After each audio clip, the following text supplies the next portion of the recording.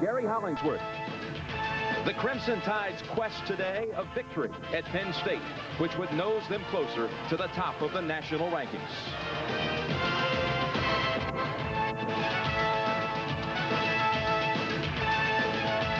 A year ago, Penn State languished with its first losing season in 50 years, only 2 seasons removed from a national championship. But elusive Blair Thomas has returned. The Nittany Lions have lacerated their last 5 challengers. The celebration is on, and they're sky high as Penn State football is back. Sit back, Alabama, and Penn State is coming up next.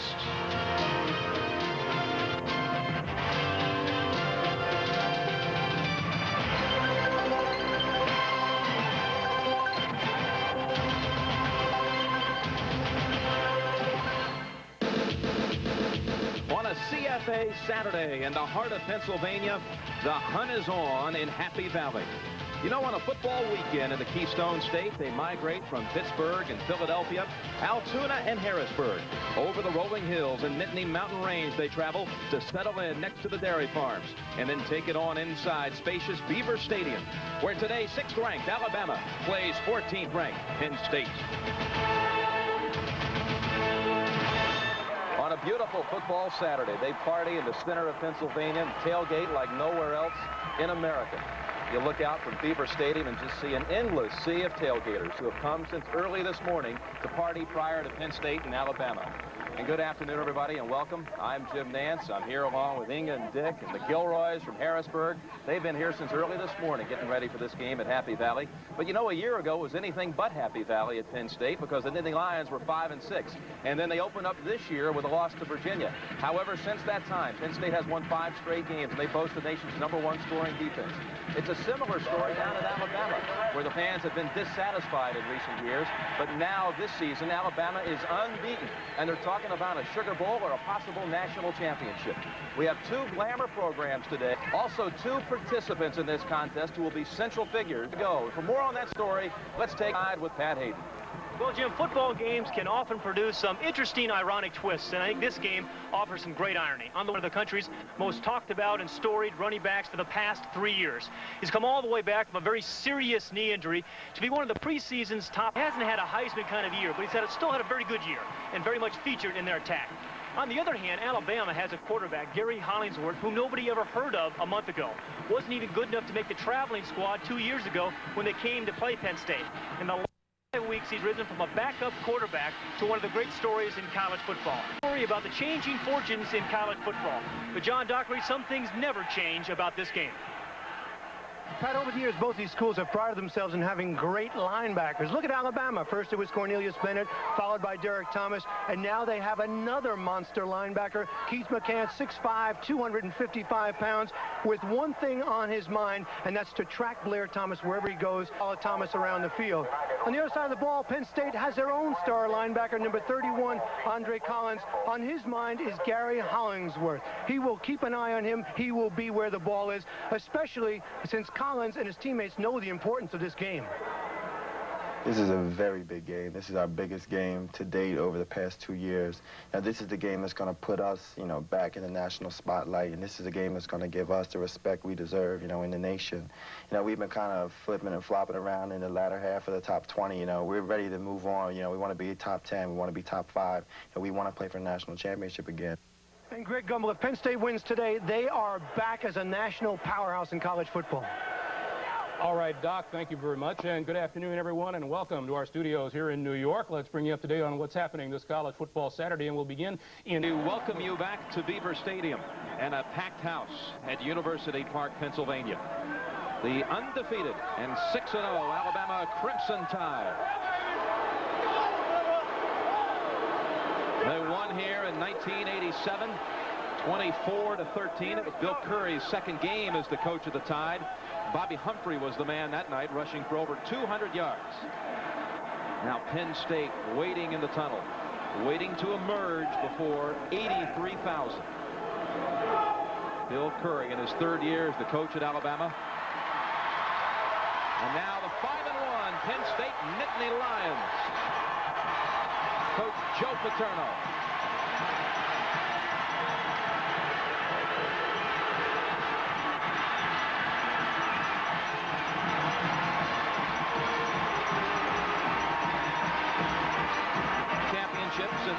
tailgate. They've regained their form this season. 5 straight victories.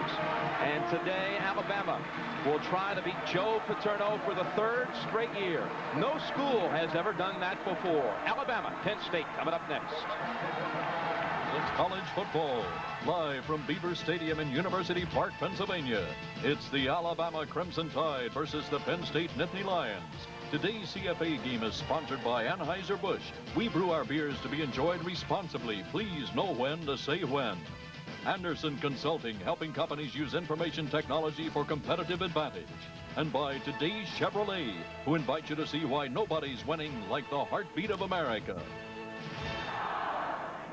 Autumn weather you'd expect to see at Alabama, but we've had Indian summer all week here, and just gorgeous. Penn State has won the toss and elected to receive. Philip Doyle kicks. Richie Anderson, a freshman, returns for Penn State. He is on the prowl at the 2-yard line, waiting for Doyle's kick. Doyle's kick comes to Anderson at the 1-yard line.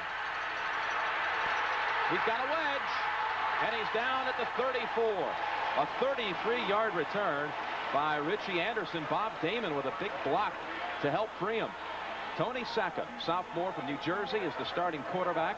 He was only 8 for 28 last year against the Crimson Tide. He's joined in the backfield by, well, first of all, the receivers, David Daniels and Terry Smith. Daniels can go deep. You'll also see a lot today of O.J. McDuffie. He'll be shuttling in the plays along with Terry Smith. Blair Thomas is in the backfield along with Leroy Thompson. Full house backfield on first down as Smith joins him. And the give is to Thompson to the 39-yard line. Jim, on that opening kickoff, Philip Doyle, the kicker, came limping off the field. They have him on the bench, and they're attending to him.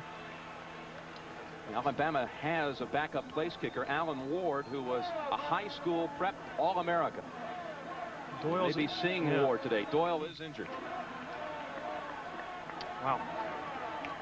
McDuffie is in this full house backfield with Thomas and Thompson on 2nd and 5 for Penn State. The give to Blair Thomas. Going off left tackle near the first down at the 44-yard line. Running behind that line on the left side with McMartin, McCartan, and Zott. The nose tackle for Alabama is Willie Wyatt. He's a good one. Also up front, Thornton and Rayam. And the linebackers, Van Treese Davis and Keith McCants. McCants had 16 tackles last week against Tennessee. Steve Webb and Spencer Hammond. Well, the Penn State Nittany Lions are going to face a 3rd and 1 here, Jim. But what they want to do offensively is obviously feature Blair Thomas. He is the guy that they feel has to carry the load more and more this season as it goes on. And out of their quarterback, Tony Sacca, what they want is a guy who can throw for at least 150 yards today. Paterno said he needs to have a 10 of 15 type of day, a 16 of 20. But if Penn State has to throw the ball more than 25 times, they're in trouble. Pat, Sacca has a big arm, but he does not have a high percentage passing. Well, they throw the ball downfield a lot. They don't dink the ball. No Penn State quarterbacks have really ever had high percentages because they throw the ball downfield so deep. On 3rd and 1, Sacca on the sneak has the first down for Penn State. Penn State offensive line, Roger Duffy, senior from Canton, Ohio, flanked by the guards Monahan and Zott. Freeman and McCartan are the tackles. McCartan. Jacob is the tight end. Coach Joe Paterno, his team, picks up a first down on the sneak by Sacca. Ball at the 46-yard line. Lining up in the I. Daniels in motion. Thomas is the tailback. Thomas running behind Zott, getting near the 50. Tackled by Willie Wyatt and Thomas Rayam. For that Alabama defense, Ephraim Thomas and John Mangum are the corners, and the safeties Lee Osment and Charles Gardner.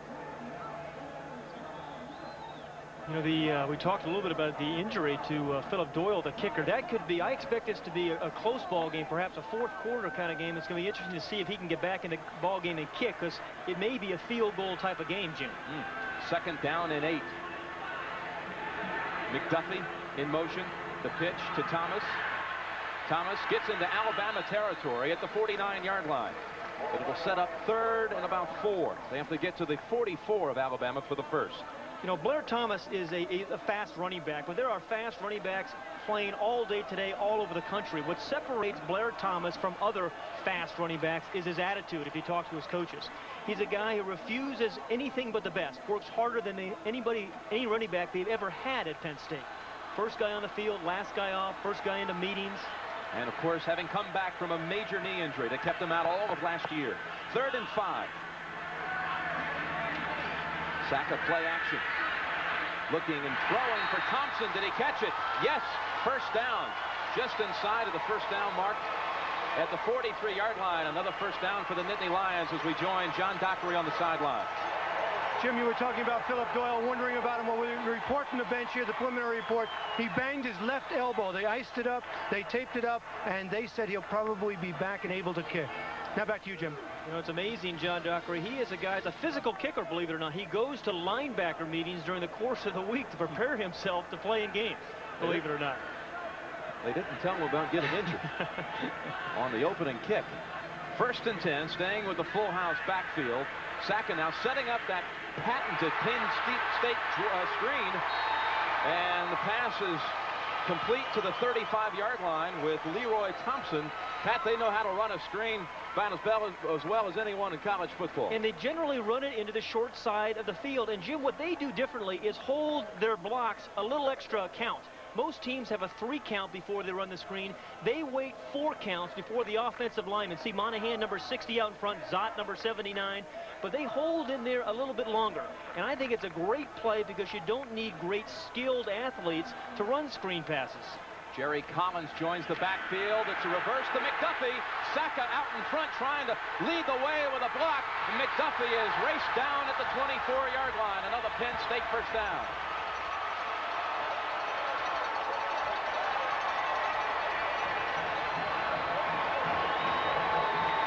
McDuffie is a man who broke one last week, 84 yards for a touchdown on a punt return, and also ran back a reverse 45 yards, Pat, to set up another score. And you're right, this is set up beautifully because, as you watch McDuffie come around, because they had run the ball so well effectively earlier in the game. It looks like the same run into the short side of the field, and then McDuffie comes around, follows a nice block by Saka, didn't knock anybody down, but got in his way and allowed McDuffie to get around him.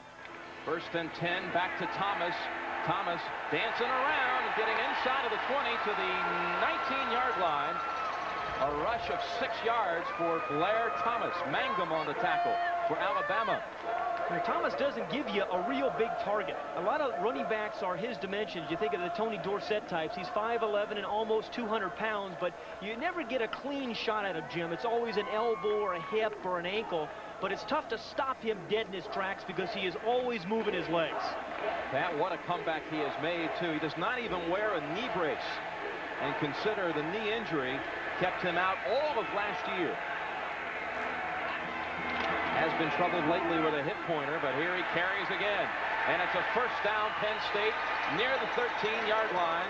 Graham on the tackle for the Crimson Tide.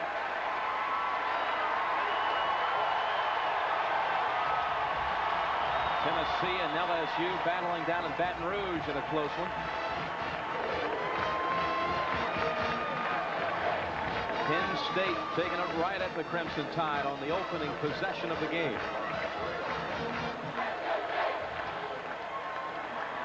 Smith to the right, McDuffie on a slot right on 1st and 10. Thomas out of there in motion.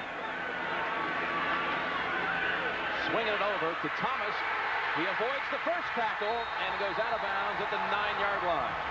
Osmond forced him out. But that should have been a loss, Jim. And again, it wasn't necessarily a bad play by Osmond, but a terrific play by Blair Thomas. Osmond probably should have had him there for a loss, but he gave him that little bit of a move. Just a one step to get him outside. John Dockery, what's going on down there? Jim Nance, you were mentioning that Blair Thomas doesn't wear a knee brace. All the more amazing when you see the kind of scar that he has on his knee, a major zipper like this. This is major reconstructive surgery. You don't see it that often in the days of orthoscopic surgery. Back to you now, Jim. 2nd down and 5 from the 9-yard line. There he goes, Thomas. This time he is stopped and hit by John Mangum, who came up from the corner. Well, what a nice play by Mangum, number 29 right there. He's a guy that teams look at films and say, hey, we could beat that guy. But, you know, he'll fool you because you try to pick on him and he makes play after play, both in the passing game and in the running game. Reminds me a little bit of the guy at Notre Dame we saw last week. Stan Smagala. Exactly. Same number, and people try to pick on him, but they fool you. 13th play of this opening drive for Penn State, but it's 3rd and 5 from the 9-yard line. Saka over the head of Daniels, and Penn State will attempt a field goal. Ephraim Thomas on the coverage, passed way over the head of Dave Daniels. Well, Tony Saka has a big arm. What they're trying to do is to develop some touch. Now, it's hard to go the other way around, try to develop a guy to have a big arm. It's easy to teach a quarterback to have touch, and that's what they're trying to do with Tony Saka. Ray Tarassi comes in to attempt the field goal of 26 yards. Joe Markowitz is the holder. Mark Long will snap it back. And the left hash mark. Tarassi puts Penn State on the board. Well, they used up over 6 minutes on the clock, and they net a field goal early against Alabama. From all across the state to Beaver Stadium. And this has been the site for Penn State football since 1960. It's named, by the way, for the Honorable James Beaver, a former governor of the state of Pennsylvania some 100 years ago, and one of the leaders in starting up Penn State University. Jim, we were talking about Philip Doyle, number 17. Most kickers are not as physical as number 17 Doyle. They're usually in the 33rd row by this time, but he comes down and makes a lot of tackles. But you see number 39 right there, Brian Stutson ran into his, looked like his elbow, and you have to wonder if that's going to affect him later in the game. It shouldn't affect his kicking, but it certainly may affect your head a little bit. But as I said earlier, he goes to linebacker meetings all during the week because he is a physical kicker. What about linebacker practice? No, maybe this week. Maybe this. Well, he's got the bandage off now, yeah. So he's walking around and looks ready to go. Now, Alabama has the wedge right there at the 45-yard line. Now they'll spread it out. Take an onside kick there. Derek Owens-Lassick and Gene Jelks are the return men for Alabama. This is Jelks, 2 yards deep. And he is... Matt Baggett on the tackle. Kickoff coverage, Penn State. There he is, Gary Hollingsworth, coming off a 379-yard passing performance last week. Joined in the backfield by Kevin Turner, one of his favorite targets, and Saran Stacy. Craig Sanderson, he hails from Hamilton, Alabama, was a high school teammate of Hollingsworth. And Marco Battle, the other receiver.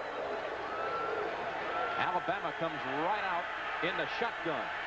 Interesting formation, first play of their game. They said they have to throw to win. So 3 receivers.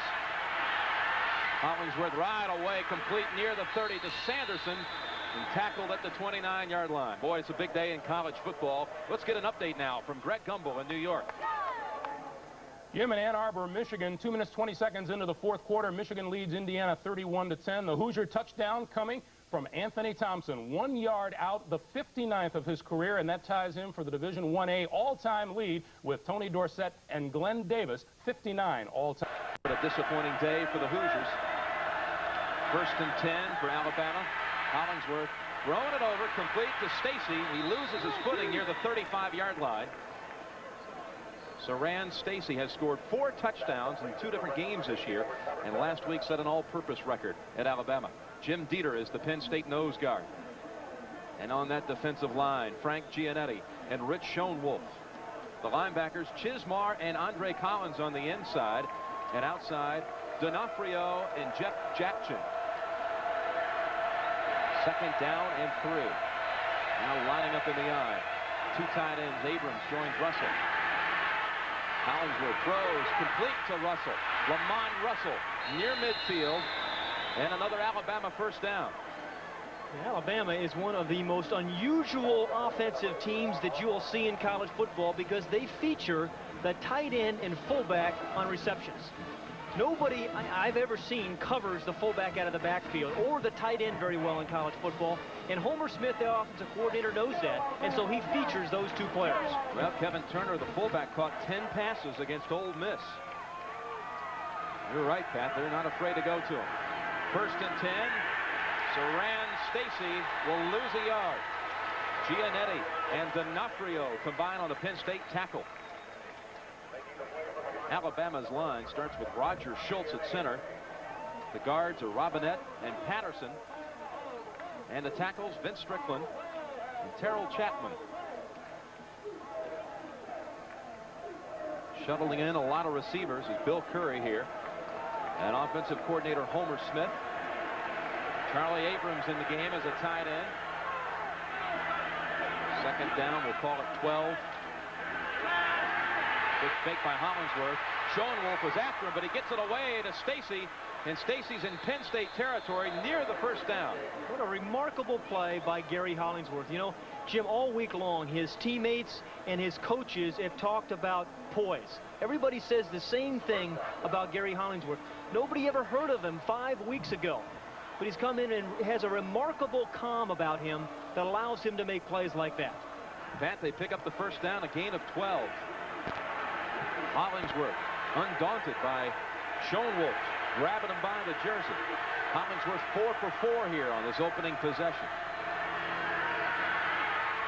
Now going long. Casmus is the intended receiver. And good coverage provided by Willie Thomas. Along with Thomas, the other corner is Hernan Henderson. And the safeties are Sherrod Range and Gary Brown, the leading rusher last year for the Nittany Lions. Brown moving over from offense to the hero position, they call it here at Penn State. 2nd down and 10. 2 tight ends, Russell. Stacy, the tailback, out of the eye. Now coming out of there in motion. Quickly across the middle, intended for Russell. And Sherrod Range came over to help out and got a hand on it. Well, what a nice play by Range. You know, there's lots of different ways to play free safety. A lot of guys have tremendous speed. He doesn't have that, but what Sherrod Range has is great anticipation. He reads patterns well, and he gets there very quickly because of that anticipation. Range out of Brockton, Massachusetts, the hometown of Marvin Hagler and Rocky Marciano. 3rd down and 10 for Alabama. Pass is almost intercepted by Henderson. Wow. Hernan Henderson had an open sideline ahead of him. Penn State holds at the 40-yard line. Penn State this year, Jim, has blocked a lot of punts, 3 of them by Andre Collins on the inside. This is an area of concern for Alabama. Bill Smith will punt. Sherrod Range lets it go. And the ball is down at the 1. What coverage by Brian Stutson. 39-yard punt. And the Nittany Lions are backed up to their own goal line here with 5 minutes left in the 1st quarter. For the Nittany Lions, no one appreciates him more than Joe Paterno. I think Blair's as good an all-around back as we've ever had, and maybe the best back I've ever been around, and that includes Lenny Moore, because I was here when we had Lenny Moore. Blair can run with anybody we've ever had. He's got fantastic acceleration, quickness, got great eyesight. He sees things. He's an outstanding blocker, tremendous receiver, and just an inspirational kid to be around. He's such a hard worker. He's everything you've ever wanted in a football player. Yeah, Joe Paterno loves him. And all Blair Thomas needs now is 18 yards to move past John Capoletti on the all-time rushing list at Penn State. That'll elevate him to 4th with 18 more yards. You see the sterling record for Penn State when Thomas gets to the century mark in rushing. 1st and 10 from the 1, and Saka running the option will keep it and get out to the 3-yard line. Very important series here for Penn State in that they must get a 1st down. Otherwise, Alabama, within a very aggressive defense, is going to have excellent field position. Now, throwing from this area of the field is not Penn State's strength, but I don't think they're going to be able to run for a 1st down against Alabama down here. Well, a year ago, Alabama beat Penn State 8-3, and Derek Thomas sacked Tony Saka 3 times, including once for a safety. 2nd down and 8. Thomas. Well, he lost his footing first, trying to cut back to the middle, and picks up only a yard. This Alabama defense, Jim, they're coordinated by Don Lindsay, and I think he's done a marvelous well together on defense. Not a whole lot of stars other than Keith McCants, and they have a strong nose tackle on Willie Wyatt. But these guys play well together. They rally around one another. Unconventional defenses. They'll come up with a lot of negative plays. 3rd down and 7 for Penn State.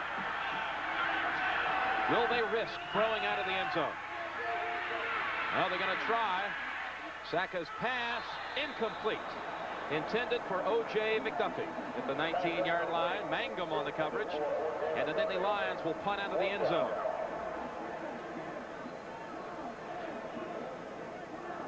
O.J. McDuffie. He's becoming a game breaker here, but not able to come up with the reception for the 1st down on that one. Helkowski, junior from Roughdale, Pennsylvania, with Gene Jelks on the return for Alabama.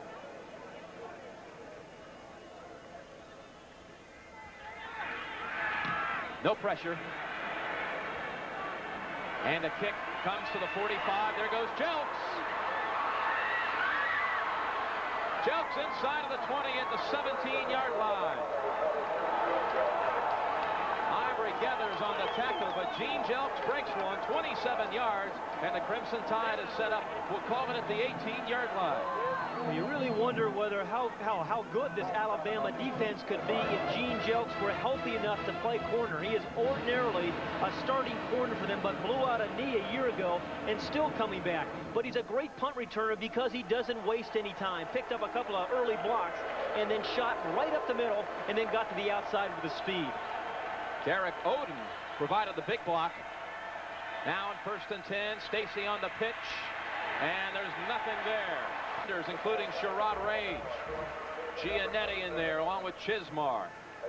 Brian Chismar is a guy that's had to adapt, number 28 at Penn State. Came here, he was a running back in high school, and he's helped leading this top scoring defense.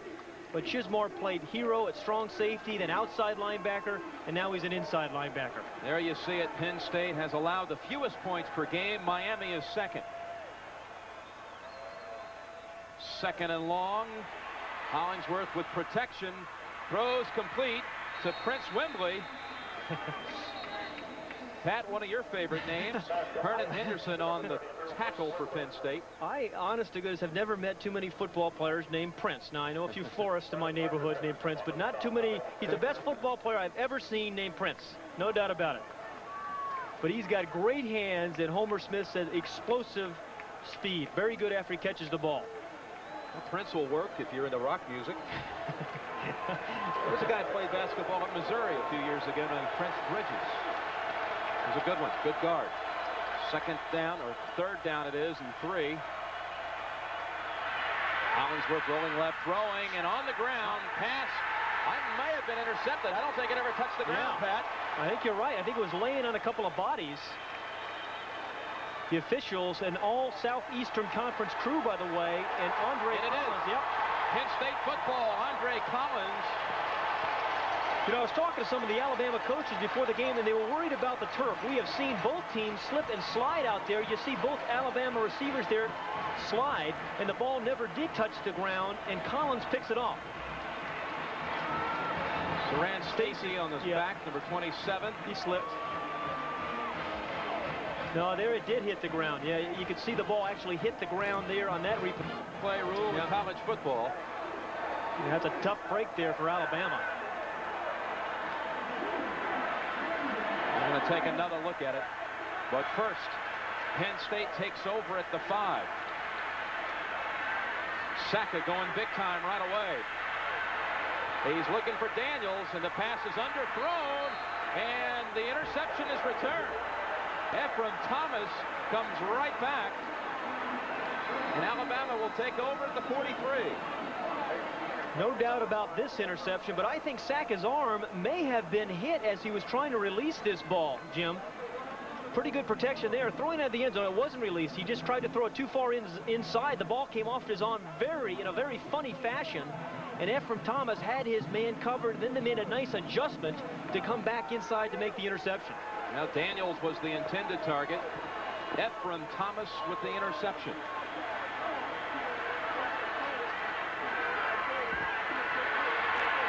Hollingsworth, short of Lamont Russell. You know, on the 2 interceptions, you actually net out losing 30 yards if you're Alabama. They had the football at the 13, come back a play later at the 43. You know, I think when the ball came out of Saka's hand, it really came wobbling out of there. I think he maybe have lost his grip. He kind of threw it sidearm, and there wasn't any zip on the ball or spiral, which is unusual because he has a shot arm. Well, shotgun time for Alabama on 2nd and 10. Saran Stacy, the safety valve, and only a gain of 2. Henderson hit him first. Well, what nice team defense. 3 blue jerseys around Stacy out there in the flat. They took away the deep coverage, and they had the team speed to be able to rally on the little dump pass in the flat. Jerry Sandusky, the defensive coordinator of Penn State, says this is the team with the most team speed I've ever had. Well, 3rd down and 8. Casmus, Sanderson, Russell, they line up as receivers. Hollingsworth. This is Turner, the fullback. He's got the first down. And there's a flag down on the play as the ball rests at the 16-yard line. A gain of 25. Hollingsworth dumped it off to Kevin Turner, but a clip will bring back that yardage. Well, Jim, we talked about Alabama being unusual, and they feature the tight end and fullback in the passing game. But you're going to see the clip, the left part of your screen, I believe it is, by one of their outside receivers. Right there, blocks the back of Darren Perry, number 9. It was 33, John Casimus, who blocked the back of Perry. But Turner did a nice job of setting that up, being very, very patient, but it all comes back. Casimus is a guy who was a running back a year ago. They moved to wide receiver, and they thought he found a home there. Well, Pat, now it's 3rd and 17. Martin Houston comes into the backfield for Alabama.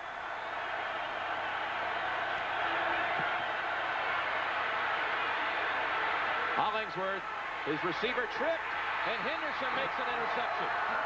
Vernon Henderson. That's 3 INTs in about 1 minute of action. And Jim, I think in all 3 interceptions, guys have slipped. Again, you're going to see Vernon Henderson, number 40, pick this ball up, but the receiver in front of him loses his footing. Remember, the Tide plays on AstroTurf. It was Marco Ballo who slipped, and Henderson made the easy pickoff. That's 3-0 Penn State. Final minute, first quarter.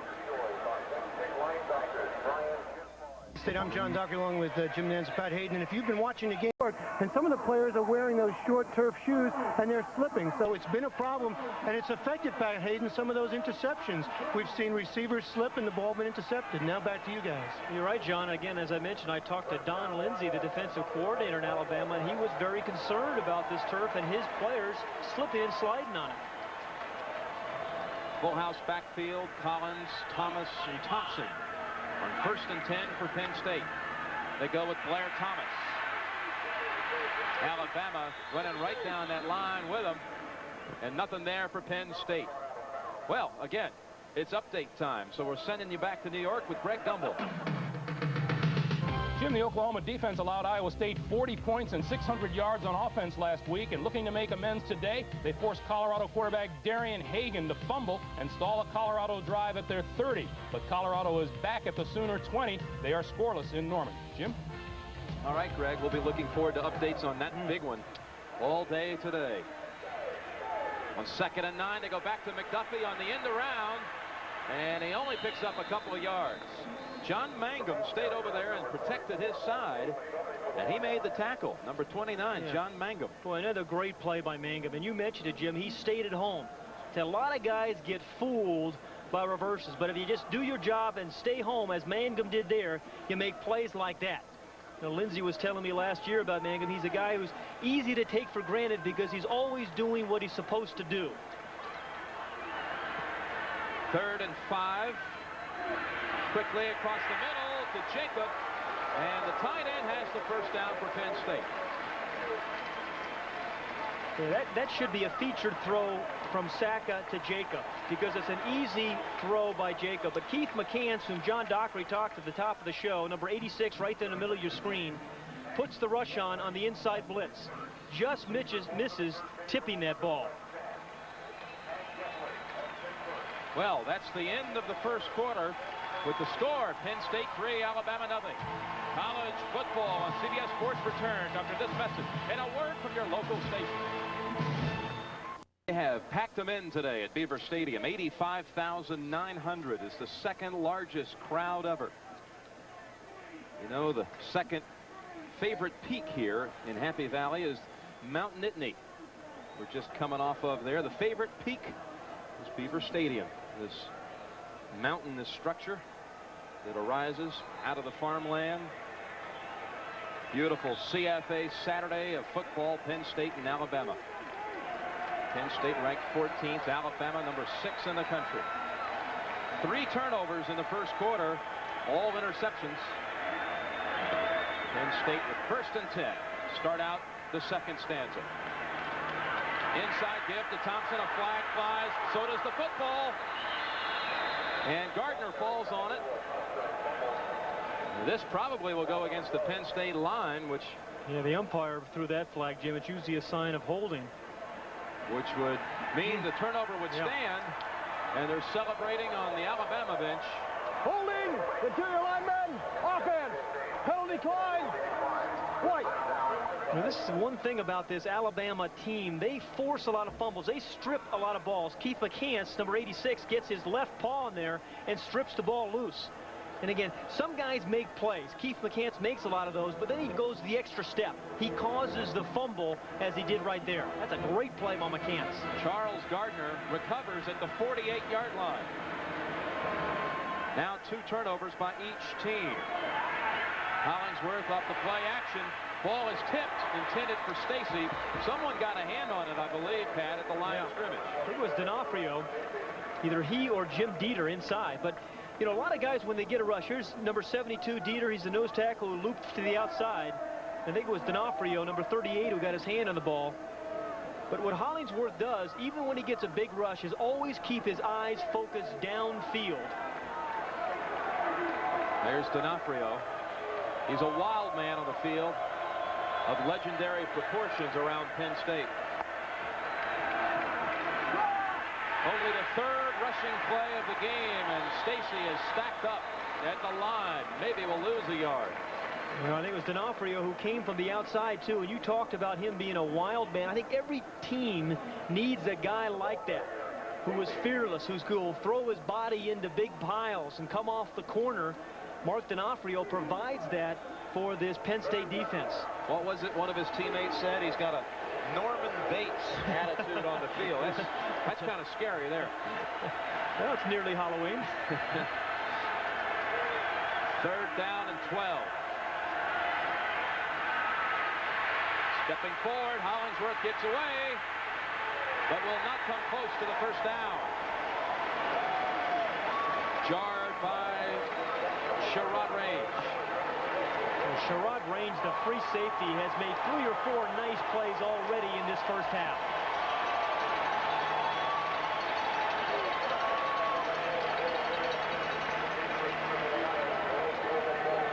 Alabama offense most of the time has been on the Penn State end of the field, but still scoreless. Smith is the punter. And this kick inside of the 20. And Penn State tries to catch it, and they do. McDuffie, boy, that could have been dangerous. 33-yard punt. Nearly a problem. He had almost would have been actually the 5th turnover of the game. He runs up, and a couple of guys run into each other. But McDuffie did a great job of concentration and coming down with that ball. And the ball is at the 13. Dark. 1,000 sun-drenched fans here today. Alabama only got 5,000 seats, but they may be outnumbered in terms of numbers. But in terms of spirit, they're certainly not, especially with fans like the Bridgeport, PA Alabama Fan Club having their own clubhouse. Bear Bryant helped to start it some 30 years ago. They have their game balls, their trophies, their mementos. And guys, they actually cover everything when it comes to Alabama. The Bridgeport, PA Alabama Fan Club. Back to you, Pat and Jim Nance. Got a couple of those in your new home, don't you, Jim? Yeah, boy. That's not in our color pattern. Well, they have it in other colors if you care to order it. An 800 number. From the 13, first and 10, Penn State. Blair Thomas. And a gain of 6 to the 19-yard line. Mangum and Davis have a hold of him at the 19. You know, think about Blair Thomas, Jim, as we talk about him as a runner. When he has great acceleration bursting forward, but also lateral, much like some of the other running backs. DJ Dozier here had that, but he can actually pick up speed as he breaks sideways, which is a very difficult thing for a running back to do. You see Thomas go out on this play. Jerry Collins, Andre Collins' brother, younger brother, is in at the tailback spot. 2nd and 4. Here he goes. Jerry Collins. He has the first down. This diminutive back out of Cinnaminson, New Jersey. One of 19 children. And an interesting young man, as the entire Collins family is, but a lot different type of back than Blair Thomas. He's only 5'8", 180 pounds, runs very low to the ground. He uses his arms a lot to prop himself up, but a lot of burst from Jerry Collins. Collins was not recruited by very many out of high school. Went to Colorado State, where he sat on the bench. Transferred here and walked on. Here he is again. Jerry Collins, now a scholarship player, but walked on the team to join his brother at Penn State. And last week he went over 100 yards. Once again, Jim, we have talked about the Alabama secondary a couple of times. Terrific support quickly. The linemen, the defensive linemen knock a bunch of blue jerseys down, and the linebackers and the free safety, Charles Gardner, number 3, come up and make the play. But anytime the free safety and the linebackers are making tackles, the defensive linemen are doing their job. 2nd down and 7. Thomas back in. The fullback is John Jarrett.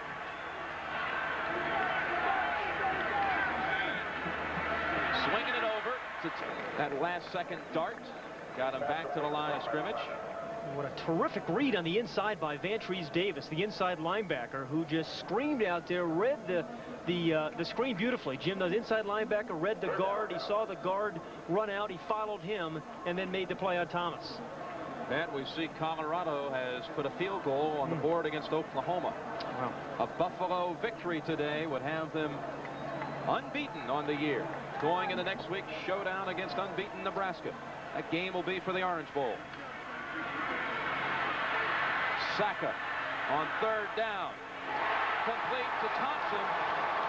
And the fullback has the first down. Well, Pat, you were talking about fullbacks out of the backfield for Alabama. It's a couple of times now the Saka's utilized Leroy Thompson. Well, he's a converted tailback, but he's got very good hands. And what Saka does at least once or twice a game, he shows you his enormous potential as he did there. But Keith McCants, number 86, in the middle. He begins to get some early pressure. Monahan, number 60, takes the first shot at him. Then he slips as Saka shows just enough foot speed to get out. But then that is a very difficult throw and a beautiful one to Thompson. And a first down at the 38-yard line. Busted play. Saka still makes 5 yards out of it. You know, what I like about Tony Saka, Jim, is that he is not one of those stat kind of quarterbacks. Not a guy who's interested in throwing for 60% and throwing a lot of touchdowns. When he was recruited out of high school, and he was a very highly recruited kid out of New Jersey, he didn't want to go to a school that threw the ball 50 times. He wanted to go to a place that had the best chance, he thought, of him winning a national championship. And he feels very comfortable. You think he was a big man on campus at Delran High School? He averaged 27 points a game, basketball. Won 18 games as a pitcher, including a no-hitter, leading him to the state championship. Blair Thomas. Boy, he's looking for any kind of opening, and he can't get it because Vantrese Davis stayed right with him. Get another report from the sidelines in the Dockster. John Doctor. Thank you, Jim. You know, you've been talking about the shoe problem. Well, the tailback from Alabama, Saran Stacy, is on his third pair of shoes. He started off with these. As you can see, they're the more traditional cleat. He then went to these, which looks more like a turf shoe. Now he's on his third set, which he's wearing right now, which is more of a cylindrical, a little larger cleat. He hopes it'll go further into the turf and grip a little better. So shoes are on the minds of both sets of players here. Now, Saran knows shoes. And the pass incomplete, intended for Terry Smith. Closer, actually, to Mangum. And again, trying to pick on John Mangum, and again, he fools them. He's that kind of player, John Mangum.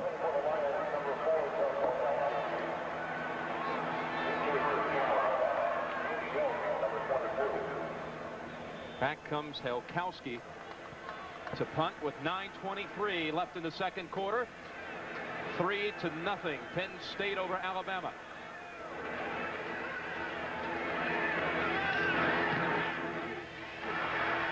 Low shot coming to Jelks at the 15. Jelks to the 29-yard line. 44-yard punt, 14-yard return. Alabama takes over, still looking for its first points of the day. You know, Bill Curry in all of Alabama had no idea just how strong a player Gary Hollingsworth was until he was put into action. But you cannot tell what a person's presence is going to be under the intense pressure that is put on college players, and particularly quarterbacks today, until they are under the gun. And what Gary has that none of us could have estimated is enormous calm, just a sense of calm about him, no matter what's happening. Well, he's always been poised, except that first time where he got the call when Dunn went down to injury against Kentucky. He couldn't find his helmet. Coach said, get in there, Gary. He had to look around the sidelines and had misplaced his helmet. But since then, he has been called and shown enormous talent. Out of the shotgun on 1st and 10. Looking long for Sanderson. Oh, he should have had it at the 30-yard line of Penn State. That ball was right there. And these two guys have been playing catch with one another since they were in junior high school, really. The ball was beautifully thrown to Sanderson. And I don't know, Jim, I don't know whether he actually lost that ball in the sun or not, but he just clearly, I think he was trying to run away from the free safety. He thought he had already caught the ball and trying to run away from range. So instead, it's 2nd and 10. Derek Owens-Lassick is in the backfield. Hollingsworth with pressure dumps it off. Incomplete. Brian Chismar was putting the pressure on him. Something's brewing out there in college football. Let's find out from Greg Gumbel. That's right, Jim. In Norman, Darian Hagan ran 40 yards to set up a Colorado touchdown. Watch his pitch on the option here to J.J. Flanagan from a yard out. The Buffaloes on the board again. They lead at 10-0 as they approach halftime. Let's go back to Jim. How about that pitch? Well, I'd say he's been amazing, and Greg and Jim and all you guys, I think he deserves some Heisman Trophy consideration. I'll tell you, he's had an explosive year. 3rd down, 10. All kinds of time. Now he's hit. Reggie Gibbons.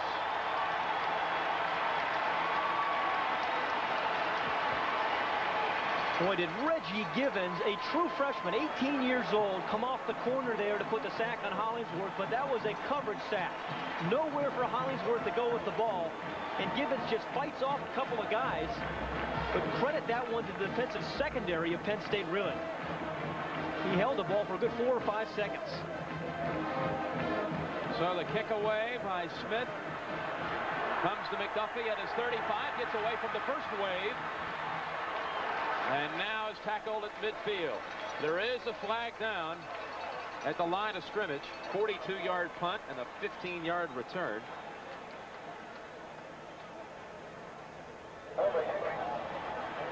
That's against Penn State.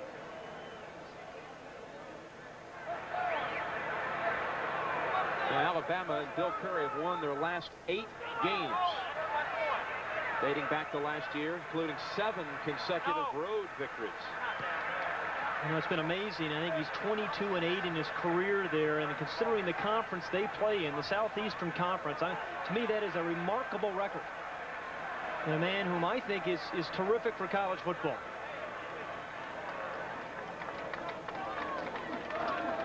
Well, the penalty is marked off after the return, so Penn State will take over at its own 40-yard line. Tomorrow, doubleheader action coming your way on CBS, all getting started with the NFL today. Early, many will see the Rams and Bears, and then late, how about Philadelphia and Denver? Plus other action. You'll have to check your local listings for the game and time in your area. The NFL today gets us started. We'll be talking to the new commissioner at 12:30 Eastern time. Brent, Nerve, Dick, Will McDonough. Jim, you know, I live in Los Angeles. I want to tell you the Rams are really looking forward to that Bear game. It's been a very serious group about their preparation to play the Bears. Big game for both of those teams trying to get back on the winning track. West Virginia outscoring Boston College today. On this field, they started to gel and come back and play Penn State football. It took 2 fourth-down plays in the last couple of minutes for Penn State to win it.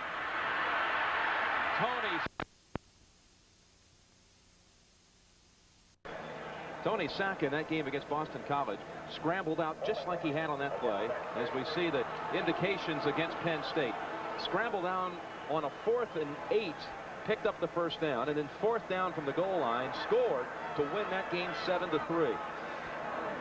That's the one that you can really pinpoint for Joe Paterno's team to turn it around. Offense, interior lineman, first down. We're talking about turning it around, Jim. They've really done it with great defense thus far. If Tony Sacca can continue to develop as a passer, and he's struggling here a little bit as a thrower, but if he can develop as a passer this year, this is the team that can get awfully good, or be awfully good, I believe, because their defense is good enough to keep them in most ball games. Byron Sneed has come in on the defensive front for Alabama on 1st and 20. Blair Thomas gets 10 of it back. Tripped up by Lee Osment. There's some nice blocks inside by the center, Roger Duffy, and the left guard, Dave Zott. Watch these guys inside here as they come out and just block these guys and clear a little crease there. A little cross block as Monahan, number 60, comes out and blocks his man. Tim Freeman did a nice job. And then Blair Thomas has that good vision that Joe Paterno was talking about and just follows that crease. 2nd down and 11. Sacca has a man open over there. Pass is caught for a short gain, short of the first down. Dave Daniels still slipping out there on the field, aren't they, Pat? And they certainly are. And Sacca had his arm really hit there as he threw that ball. That's why it took so long to get the ball to Daniels. But that's the kind of pass I think Penn State needs to throw in this game. When you have a quarterback that's struggling a little bit, get a couple of completions under his belt. Throw some quick screens, some screens to the backs, because a quarterback wants to feel confident, and a couple of completions in a row will do that for you. Todd Young, the backup tight end, is in a slot left on 3rd and 3. Alabama blitzing. The pass is overthrown in the area of Young. Osment came in. And Penn State will have to punt. And a lot of times when guys throw the ball hard like Tony Sacca do, they seem to throw it high too. They come over the top, they never release the ball low enough, and the ball sails on them. And that's what's happening to Sacca right now. The ball is getting released high and sailing. Helkowski to punt for the 3rd time today. And Gene Jelks, we've seen him break one for 27 yards on a return.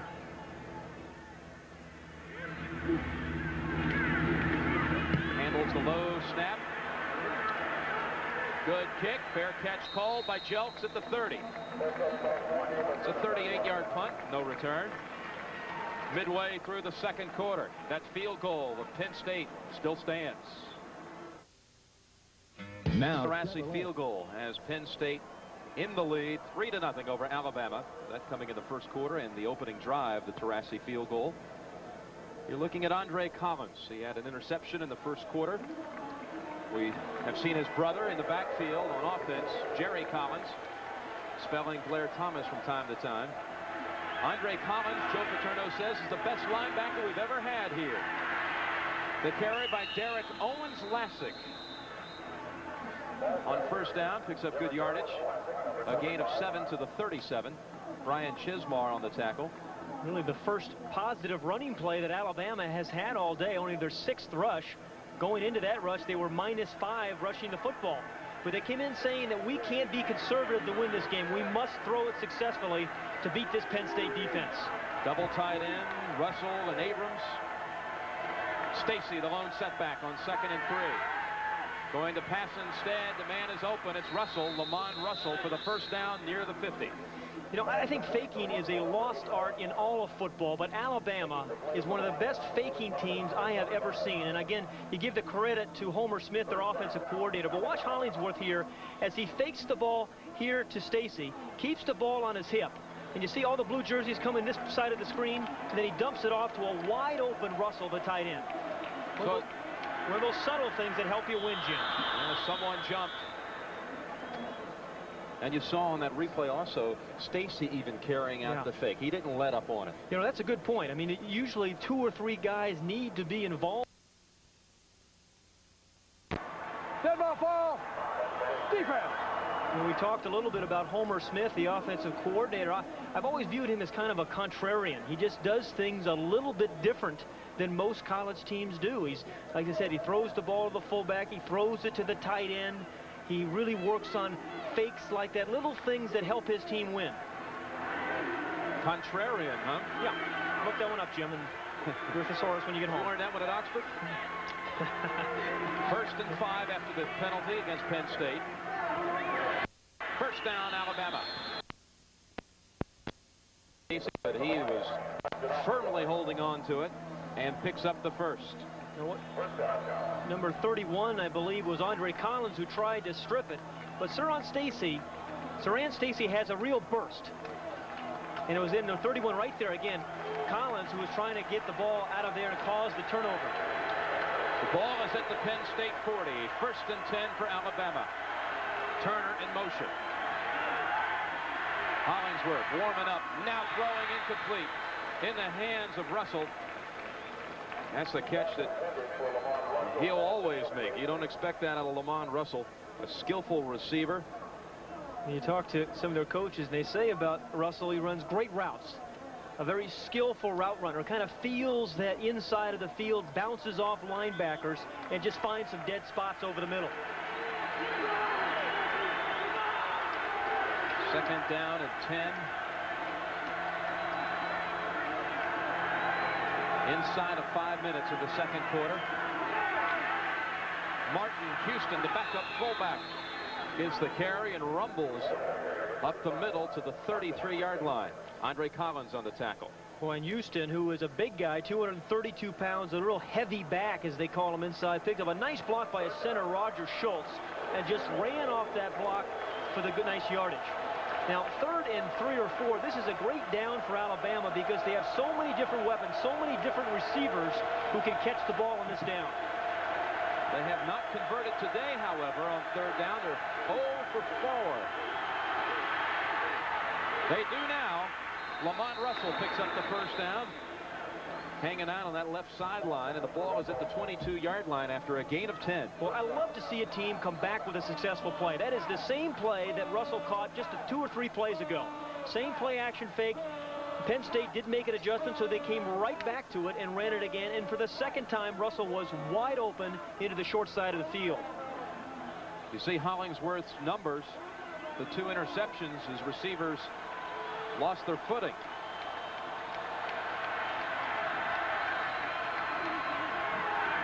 Hollingsworth rolling left and throwing inside of the 10, incomplete. He went back to Russell. Sherrod Range was in the area.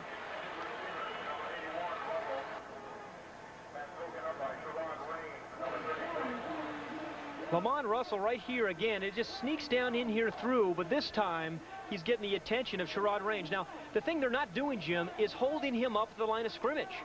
Anytime a tight end is hurting you like Russell is, you have to jam him on the line of scrimmage so that he can't get off the ball that free.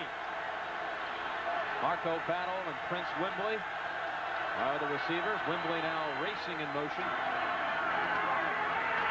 Second down run to the 20-yard line. Penn State holding here, stopping the Crimson Tide. Alabama needing to get to the 13 for the first. That was Chismar and D'Onofrio combining on the tackle of Saran Stacy. What a beautiful day and week it has been in the state of Pennsylvania, all up and down the Northeast, Middle Atlantic states. Casmus comes in as a receiver. Hollingsworth drops back to the shotgun on 3rd and 7. Shuttle pass to Stacy. And Stacy about 2 yards short of the first down. They broke that play last week, 75 yards for a touchdown against Tennessee. Penn State was watching. Yeah, beautifully read by the linebackers inside. Watch number 31. See him pointing, Andre Collins? He sees something coming. He is pointing to a couple of his teammates. He fights off Robinette's block, number 50, to make the stop along with Chismar, number 28, with some help from Giannotti. With 3 or 4 blue jerseys, guys talking to one another, that's good team defense. Well, we speculated on Doyle's condition. He's all right. He's going to attempt a 32-yarder to tie it. And the kick is good. Philip Doyle, the hold by Jeff Wall. And Alabama and Penn State are tied with field goals. Andre Collins, boy, you look at the long list of great linebackers out of here, Pat. Joe Paterno said he's the best that he's ever had here. Jack Ham, Shane Conlon, but he's one of 19 children. There's Mrs. Collins, Francis. Here's the family list. They have to eat dinner by 2 platoons.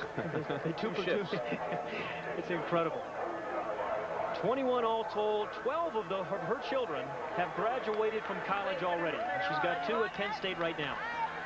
Marvelous lady. 19 children. Wow.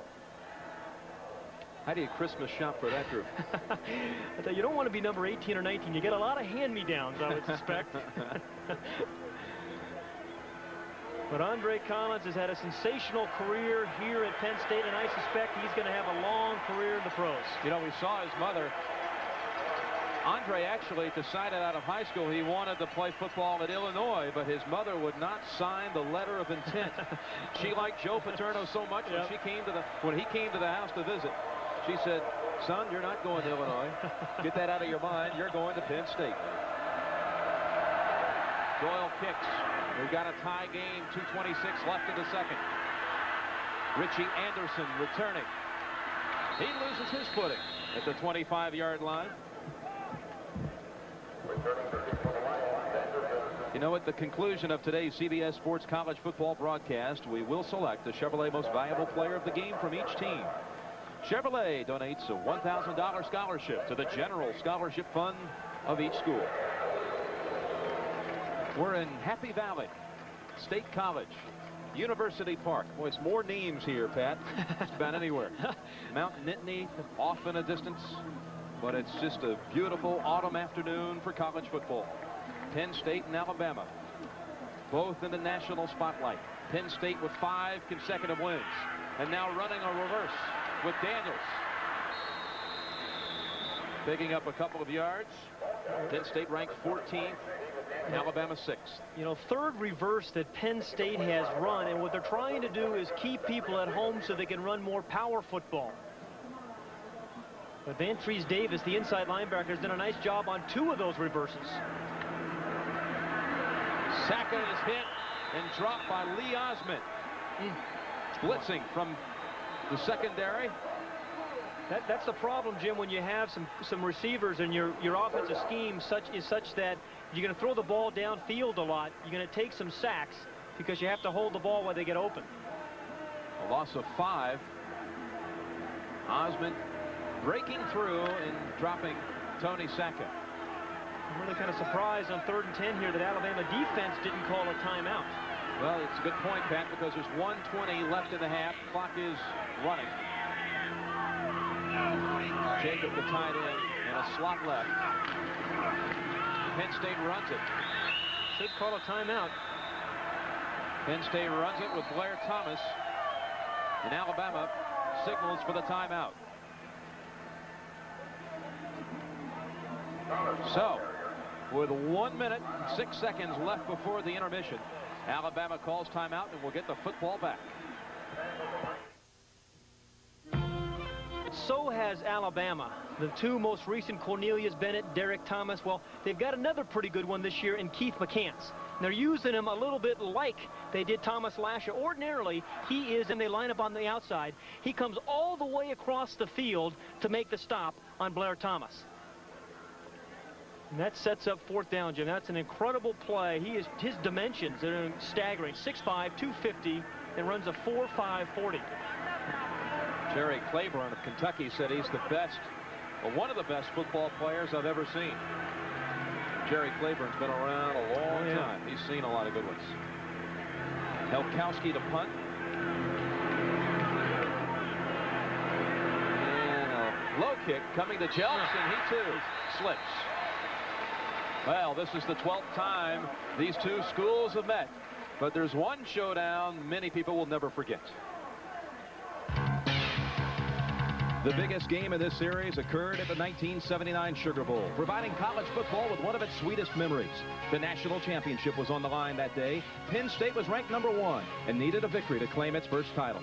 But the Tide rolled early. Quarterback Jeff Rutledge in this touchdown pass had the Tide in front 7-0.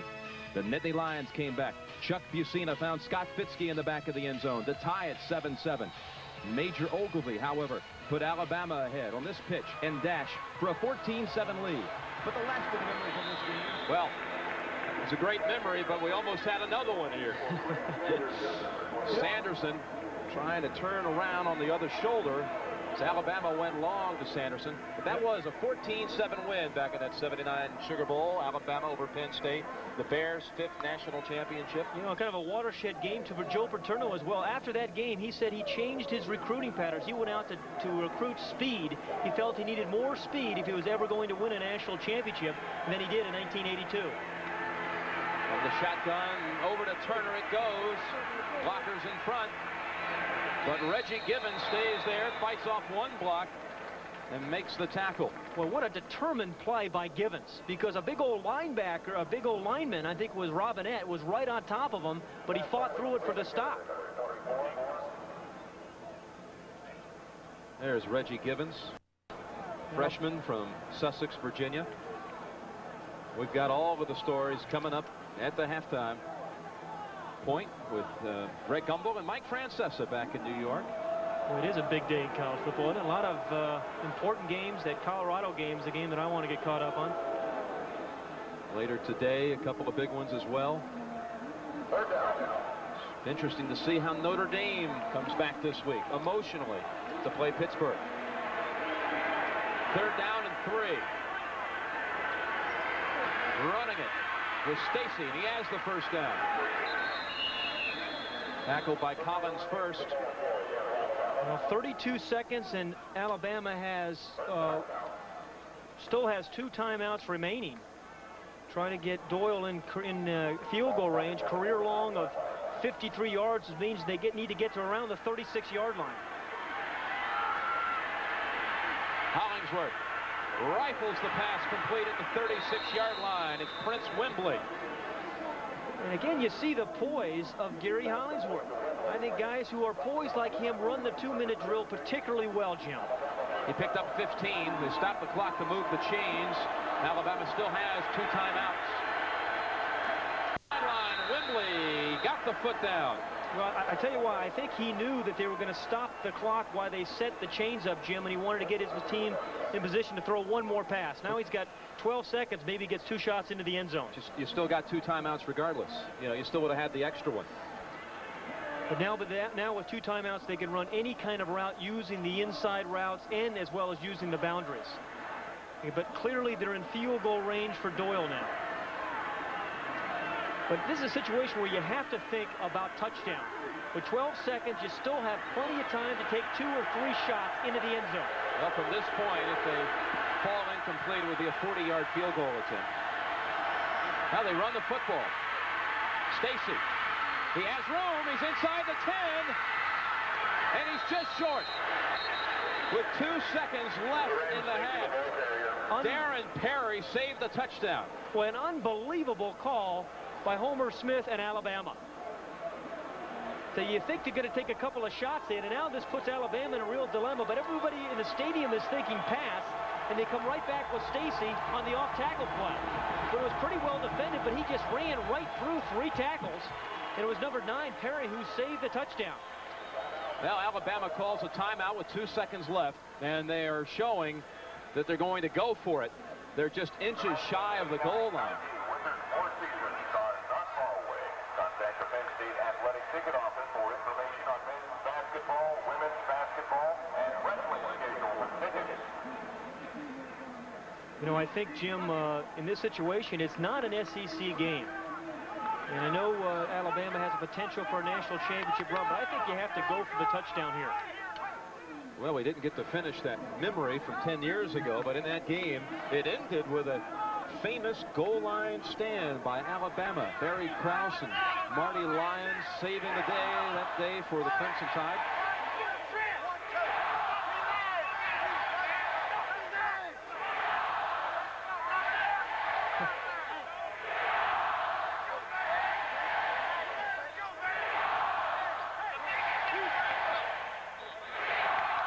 Now Penn State will have a chance to show its own goal line stand. It's not as desperate a situation as that was in '79 in the last minutes.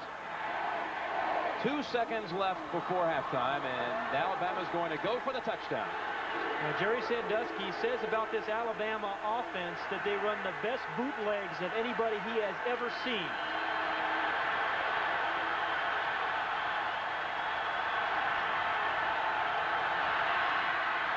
And they're stopped. Martin Houston is stopped.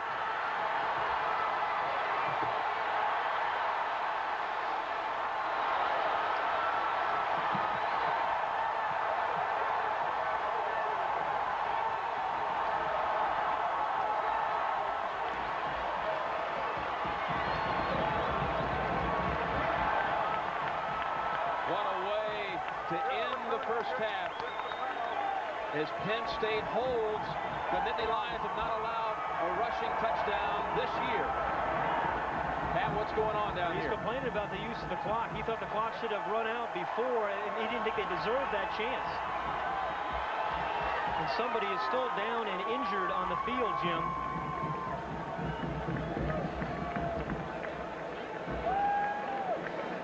It was Andre Collins, the man we've talked about so much, who makes the play. Playing really an inside linebacker, puts the stop on Houston. And again, Andre Collins has made so many big plays in his career at Penn State, but that is another big one. Well, George Aquindo is the injured Nittany Lion player on the field. It is 3-3 at halftime. That's our score at the end of the first half. Greg Gumbel, Mike Francesa will be coming up with a college football report as we continue on CBS Sports in just a moment. Field goals, we're deadlocked as we get ready to start the third quarter. Coors Light, pure brewed in the Rockies. The Silver Bullet won't slow you down. It's the right beer now. Owens Corning, our building products put your house in the pink. And by Toyota's quality line of cars and trucks. Toyota, I love what you do for me.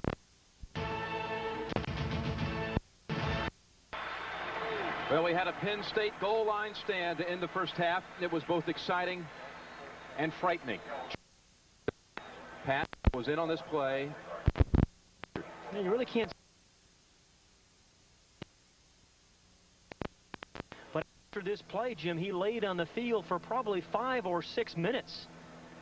Helped by some of his teammates, and then later carried off to the field on a stretcher, and then a little bit later into this ambulance.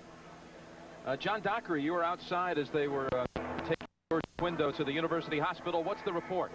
Well, Jim, the report is they did take him in for preliminary observation into the locker room. When they brought him out, I asked a couple of the folks there, and they said unofficially, things were getting better. He was groggy when he was out on the field here, although he did have movement in his limbs. They immobilized him. They took every precaution, and then they took him in for examination. They're taking him for further examination here at University Hospital on campus.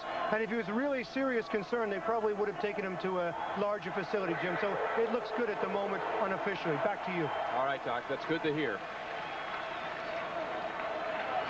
Penn State will kick to start the second half. Jelks, the return man for Alabama, at the goal line. And Jelks is tackled at the 20. Tackled by Darren Perry, who made a big touchdown-saving tackle with 2 seconds left in the first half. Well, you're right. You know, people will forget about that play a little bit earlier, but he made this stop on Saran Stacy. Otherwise, Stacy would have scored the touchdown before the half. See the play selection. Alabama mostly through the air, Penn State on the ground. Alabama's only gotten 3 points, although they've been down inside the 20. On 3 occasions. Out of the shotgun to start it out. Hollingsworth throws complete. No, incomplete. Ruled incomplete to Kevin Turner. Jim, as you go back to that graphic and Alabama being down inside the 20, I know Bill Curry, people are going to say, why didn't he kick that field goal? I happen to think it was a good call there, even though they didn't make it. It is not a Southeastern Conference game. He's playing for perhaps a larger picture, and he has to have his confidence in his team. He's got a big fullback, 230 pounds. He's got to figure he can get in the end zone. Second down and 10. Turner and Saran Stacy, the running backs. Here's Stacy. Maybe 2 yards. Andre Collins again on the tackle. A spectacular job by Andre Collins. You know, he is everything a coach wants in a linebacker. You ask him to rush the passer, he'll rush the passer. He'll play coverage for you. He can play tough inside, and he can play a finesse game. Anything that you need, he has to offer.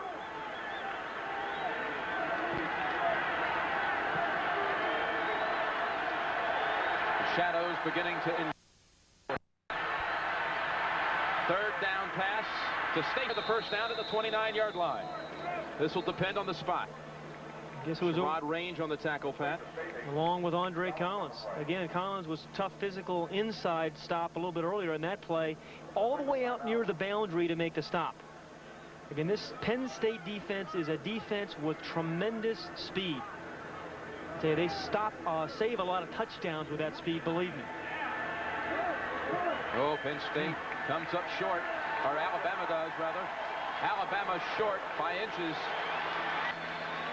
Now, with the offense struggling for Penn State a little bit as it has, you might think about coming after the punter this time. We've talked about Penn State being a successful punt block team. Although 2 weeks ago, McDuffie returned a punt for a touchdown against Syracuse. Bill Smith, the punter for Alabama, broke his hand in a game against Ole Miss when they came rushing in on him. Missed a couple of games. Alan Ward replaced him. Now he's back. Didn't catch all of that one. McDuffie dancing around and getting near midfield. Back right at the 50. A 13-yard return by O.J. McDuffie. Good field position to start the second half. In the first half, Penn State drove on its first drive, kicked a field goal. Then punted, had a pass intercepted, a fumble, another punt, and another punt, and yet another one. So, the productivity really coming on the opening drive for Penn State today. But it's been a game of good defense. I don't think it's been necessarily bad offense. Very good defensive teams in play today. From the 50, the handoff to Leroy Thompson for about 3. In a game like this, too, Jim, that it's a close ball game, 3-3, you mentioned Penn State's best field position. This is an opportunity they must seize. They must get something out of this possession, whether it's 3 or 7, because they haven't had any kind of luck trying to drive the ball 70, 80 yards against this Bama defense. I'll tell you, resilient defenses for the last 2 years combined. It was an 8-3 game last year. No touchdowns in that one. Alabama winning. So they've gone 6 quarters without finding the end zone in this series. Blair Thomas with room and gets near the first down. He'll be about a yard short at the 41-yard line. Well, Ed Monahan, number 60, has been, he's had a few collisions today. These guards from Penn State, they do a lot of pulling. Number 60 right there, he looks like a lineman. You know, he's got the half jersey there, the kind of the stomach hanging out. But this guy has a lot of collisions. He pulls, gets nice and deep, gets his shoulders square, and hunts down the guy he's going to block. He's got a guard's physique, doesn't he? 3rd and 1. Another reverse to McDuffie. And a first down. Didn't pick up a lot of yardage, but enough for the first at the 35-yard line. Saka again out in front, trying to find someone to hit. And we've got a report coming from John Dockery on the sidelines. And you know what, Jim, before the game, interesting story about O.J. McDuffie. On Thursday night during study hall, he actually got woozy, had heart palpitations. So for the last few days, O.J. McDuffie has been in the hospital. They've been checking him. He was medically cleared before the game, and you see him performing here today. Back to you. All right, he picks up the first down on that one, Doc. 1st and 10 from the I formation. They give to Blair Thomas. Blair Thomas on the last carry of the first half for Penn State. Move past John Capoletti into 4th place all-time on the Penn State rushing list. He now has 2,647 yards. That's a pretty good one in Capoletti. Played with him for a few years professionally. Great player, great all-around back, as many of these Penn State backs have been over the years. Of course, the 1973 Heisman Trophy winner, John Capoletti. 2nd down, Thomas on the pitch. Zot out in front. Thomas with some swift feet gets near the first down, out of bounds. Out there in front of Blair Thomas, we have seen both Monahan and Zott, now the 2 guards, pulling, and they get nice and deep, and Blair Thomas was right on his hip, waiting for him to make the block, and then he ran right past him. But Zott has done a great job at their weak guard position. He pulls a lot to lead Thomas. But Blair Thomas actually stepped out at the 27, setting up 3rd and 2 for the Nittany Lions. Out of a full house backfield, Leroy Thompson gets the call. And he'll be close, but I believe he's short. He either get right about the 25-yard line. They'll measure. Talking about the rushing mark as Blair Thomas continues to move up that all-time list. Next on the agenda for him is Matt Suhey. Matt Suhey, perhaps the most famous local product. This is a first down for Penn State. Matt Suhey went to State College High School. Kurt Warner. Good list. Thomas backed up DJ Dozier in that national championship season in 1986. Idell Mitchell, Matt Suhey. So a first down for the Nittany Lions at the 25-yard line. John Jarrett in the backfield with Thomas. Saka backpedaling and throwing it out of bounds. That's what they told him this week, Pat. They said 2 things we must avoid. 1, the turnover, and 2, don't let them sack you. Yeah, well, you live to see another day. Now instead of being 2nd and 20, it's 2nd and 10. It's a heads-up play there by Tony Sack, and he is improving every week. He'll never be a 70% passer just because of the style that Penn State throws. But if he can make plays like that, he'll help this team win. Just don't take the sack. Get your team at a field goal range. He's 6 for 12 passing for 44 yards. 2nd down and 10. Delay give to Thomas, driving those legs forward to the 20-yard line. McCants on the tackle. And how about a job again? Ed Monahan, number 60, the guard, really got his body right there. Big number 60 got his body right in the way of his defender, where Blair Thomas. You can see both these guards get out in front. But it's number 60, really, Monahan, the left guard there, who blocks number 44 Hammond, stays on his body. And then Blair Thomas runs right past the block.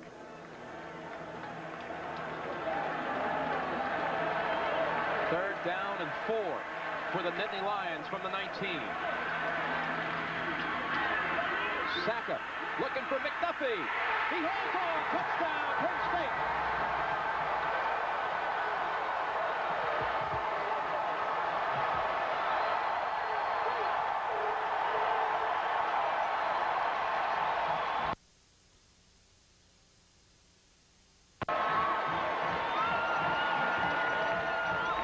And that's the man John Dockery spoke of just minutes ago. Not feeling well during the week. Recovered. And now he's come out and scored the first touchdown of the game. What a catch it was, too. Tarassi on the extra point try. And it's 10-3 Penn State. What you do with a great athlete like O.J. McDuffie, and his namesake, he was named after O.J. Simpson, is you throw the ball up and let a guy go up and use that enormous athletic ability if you have it. And that's just what he did. Saka threw the ball up a little bit underthrown, which you want to do on that kind of throw. Good coverage, really, by Mangum, but too much athletic ability by McDuffie.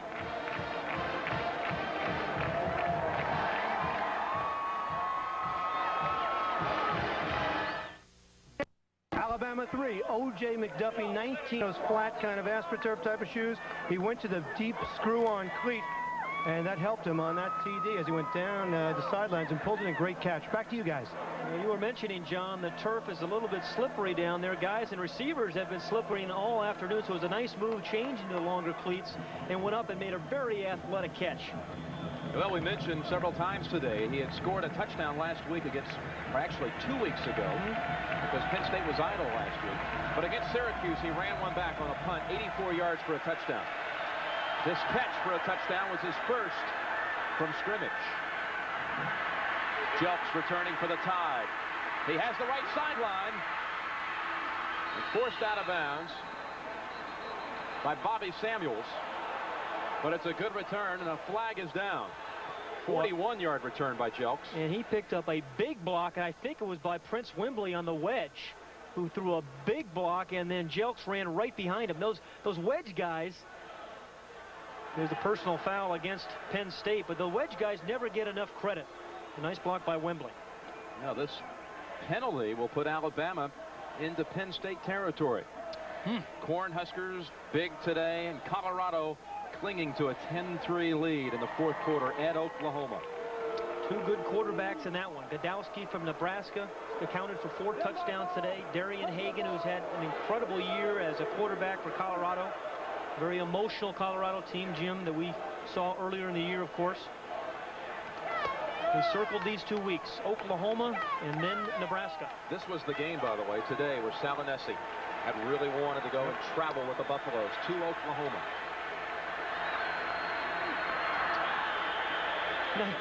Nice play by Roger Schultz, the center there for Alabama. As soon as he saw Penn State jump off sides, he snapped the ball. Nobody else knew that. No other lineman knew that. But old Roger Schultz. Watch right here. As soon as he sees three blue jerseys move, the ball is snapped. See, everybody else is still in the stand. Trent Patterson is still in the stands.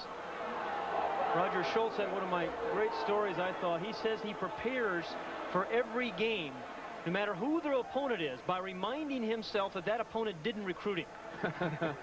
So he gets himself fired up. So another 5-yard step off against Penn State. And it's 1st and 5 from the 36. This is the 4th drive started in Nittany Lion territory. And only 3 points to show for it. Saran Stacy for 3. Dieter on the tackle. I'll show you Alabama and their drives in the first half. Punting on the first one. And then intercepted. Came right back, made another interception. Turned it right back over. Strange series of events where we had 3 interceptions in a minute and a half. The 1 field goal and then the half ending at the goal line. Stopped at the goal line. Martin Houston stopped by Andre Collins. 2nd and 7. Stacy on the carry. Actually, it was 2nd and 2 because of the 5-yard penalty. Collins on the tackle. This is near a first down, Pat. Yeah, and this is a very important down. I think he's a little short. Important down for this Tide offense. Down by 7 points. The momentum is on the on the side of Penn State. The crowd is on their side. This is a situation where they must convert and then get something on the board. 3rd down and 1. They bring Martin Houston back in as the fullback as they shift into the eye. Stacy, the tailback. Stacy gets the carry, and he lunges forward for the Alabama first down. I think it was Bear Bryant who said years ago that there's usually 5 to 8 plays in every game which the game turns on. But you never know which plays of those are going to be. And a short yardage play like that that keeps a drive alive can very much be one of those 5 to 8 plays.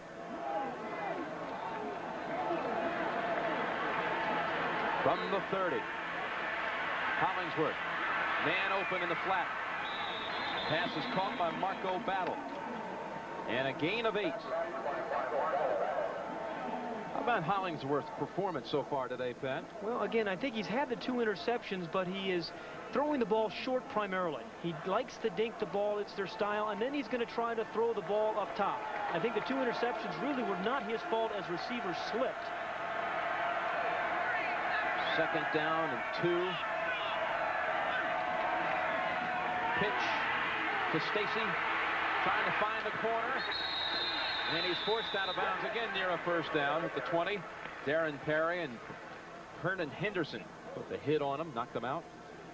Hernan Henderson, he made a physical play right there. Earlier we saw him make a nice play on a pass defense, and he's kind of an amazing guy, Henderson, number 40, in that really this is just his 4th year of football.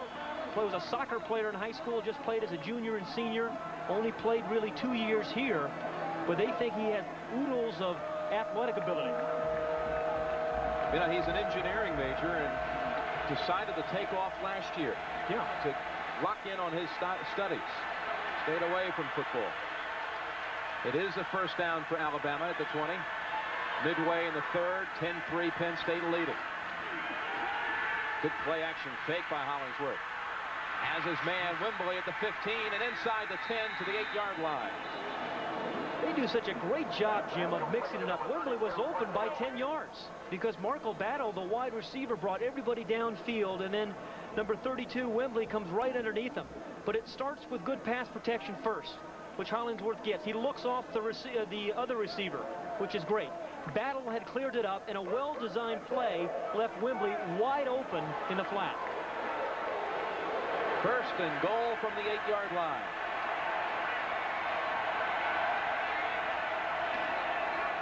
Running it with Stacy up the middle. And only a yard, maybe 2. Jim Dieter, the nose tackle. Jim Dieter is a guy who has played well. And again, he is maybe the fastest nose tackle that Penn State has had. Saw him make some plays outside earlier, Jim, and they're played real tough inside as a physical play there. Nice play by the nose tackle. He's from Du Bois, Pennsylvania. About 65 miles down Interstate 80. 2nd and goal from the 6. Faking, looking off the blitz, and a touchdown to Lamont Russell. Boy, he had a man coming right in on his face, too, and Hollingsworth got rid of it. Sherrod Raines was rushing in on him.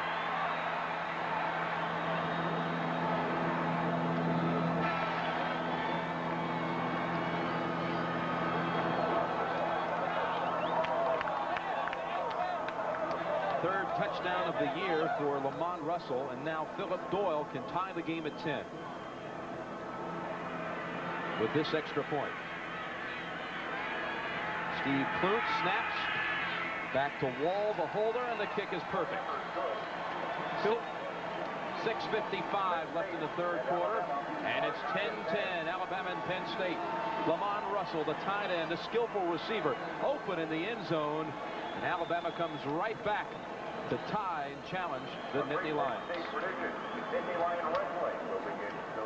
Russell's had a wonderful day. 4 catches there, that one on the touchdown. It was a beautiful call against the right defense. Here is Sherrod Raines. He is going to blitz. Here is the tight end Russell. He goes right into the area where the safety blitz came from. A beautiful call by Homer Smith, the coordinator, the poise by the quarterback Hollingsworth, and there isn't anybody within 10 yards of Russell. Now that is a good scheme. Again, the protection there, a little bit longer. If he held it any longer, he is sacked. Did a great job of getting the ball around the blitzer. So after the Penn State touchdown, Alabama's return man, Gene Jelks, ran it back near midfield, plus a personal foul infraction, really set up the Crimson Tide in good position. And they come right back to tie it at 10. Ball bouncing around, and Gary Brown picks it up at the 6. Brown tackled at the 28. You see a flag fly into that pile.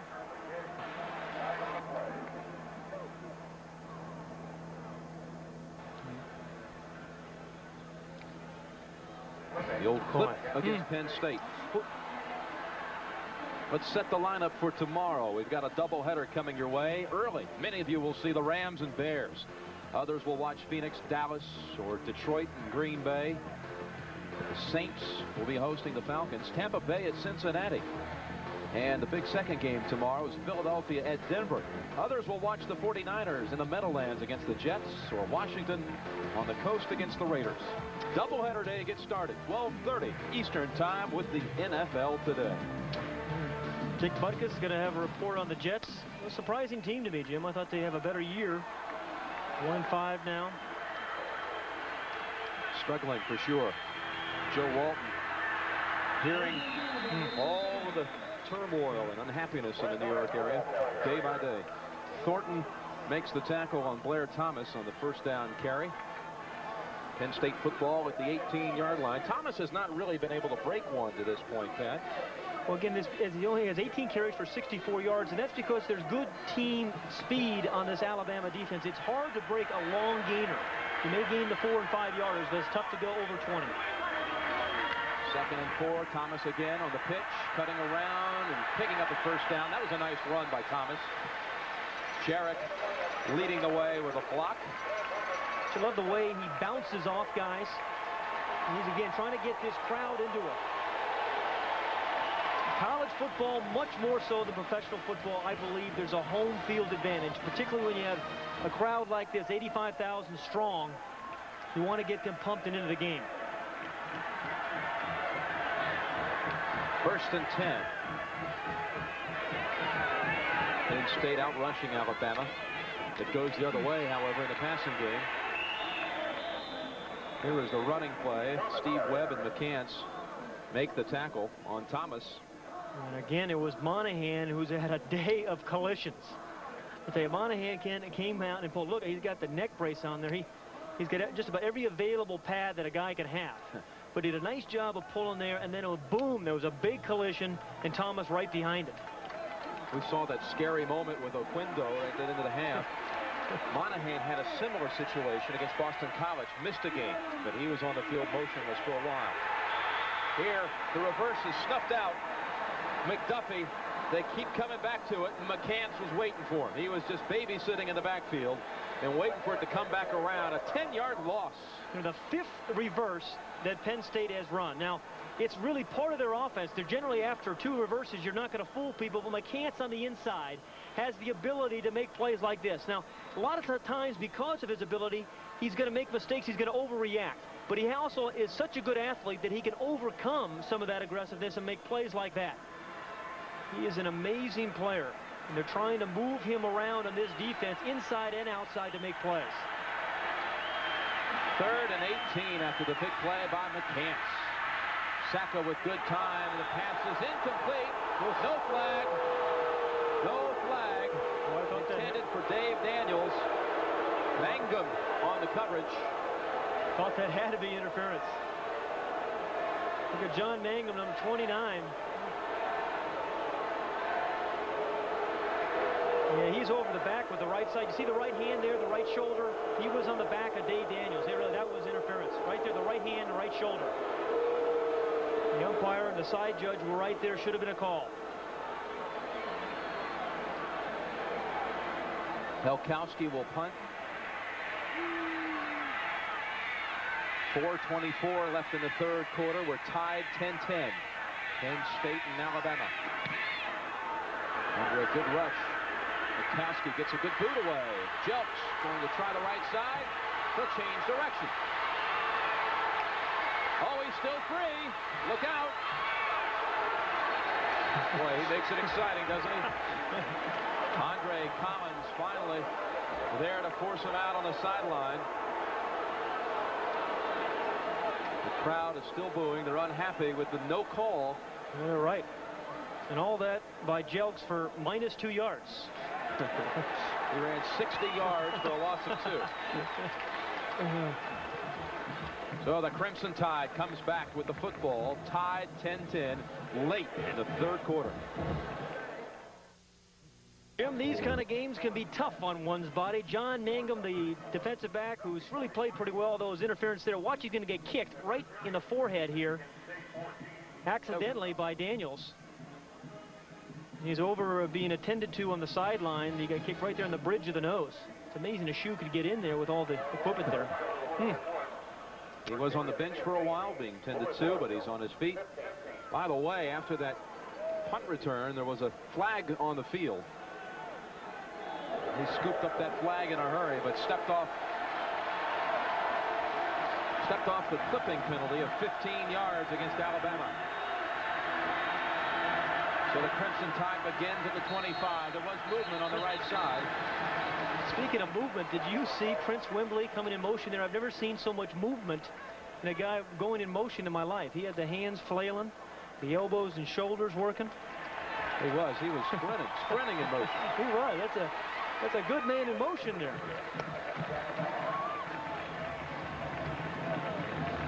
Virginia squeaks by Louisville today.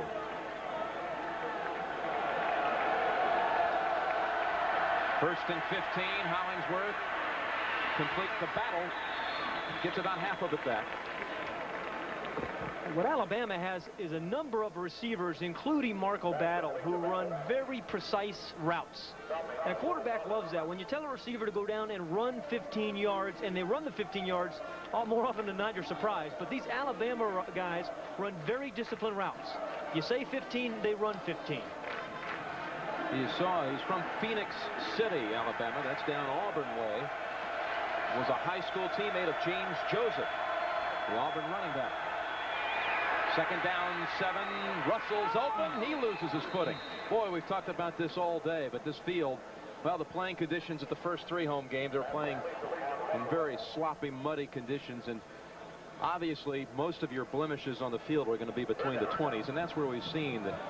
You know, and interesting, yesterday when Alabama came out, they could not practice on the field. They wanted to come out on this field yesterday and practice it and get a feel for the footing, but because they were lining the field, they couldn't come out and practice on the field. That cost him a first down there, the slippage, because he would have had it. He's 3rd and 1 instead.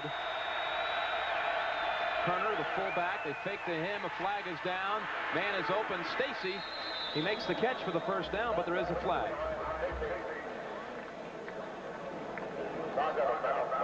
Saran Stacy picked up only about 3 yards, but they only needed 1.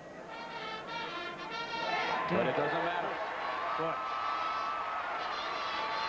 Again, when you're trying to keep a drive alive and you think you've just converted, a penalty like that can just kill you. Because now you go from a down on 3rd and 1 where it's a run or pass down to a definite passing down. Offense, 6 men on the line of scrimmage. Need 7 on the line of scrimmage. They have the whole crew is from the Southeastern Conference, and when they go down and play in Alabama, Penn State brings an Eastern Independent officiating crew down there, so there's good communication between all the officials. 3rd and 6. Hollingsworth in the shotgun, flanked by his 2 backs. Looking for a man open, intended for Battle, intercepted, Perry, Darren Perry. He may score if he gets past this way. No, he's out of bounds at the 7-yard line.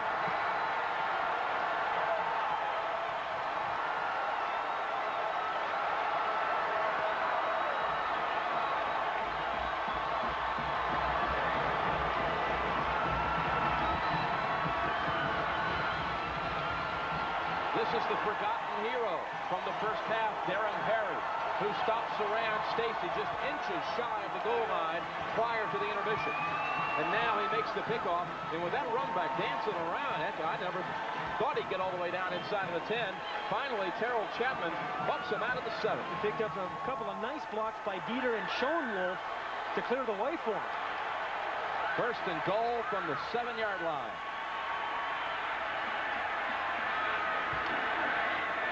Blair Thomas picks up 2 to the 5-yard line. It was just really an overthrow, and Darren Perry happened to be right here. But the strong safety, which he is at Penn State, they ask a lot of this guy. They ask him to play deep, play close to the line of scrimmage, the overthrow. But watch the blocks he gets by 72, Dieter, 31 there, Collins, 75, Schoenwolf right there throwing a block for him. There's a lot of guys who went from defensive players to offensive players after that interception. Frank Giannetti gave him a good block. 2nd and goal from the 5. Penn State looking to take the lead. Pitching it to Thomas. No gain. Ephraim Thomas coming up, making the tackle. Number 5, Ephraim Thomas. Now for Joe Paterno, he's in a dilemma here. He looks at his second tight end, Todd Young, number 80. Do you take 2 downs and try to punch it in, which I don't think he's going to do. I think on a 3rd and 5, he's going to try to find a way to get Sack on the court of the defense and hit one of those big tight ends. Maybe run a pick play. 1:40 left in the 3rd quarter. 10-10. Penn State and Alabama. 3rd and goal from the 5. Smith in motion from the right hash mark. Saka still backpedaling.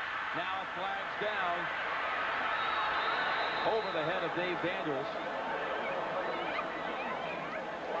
In a close ball game, that is not a bad throw. Note the holding call against Penn State, but in a close ball game, it's 10-10. What you don't want to do is turn the ball over there. You know, I think Sack actually felt that flag at his feet, quite honestly, Jim. And anytime it's thrown there, too, it's happened to lots of quarterbacks. It gets thrown there, you know it's holding.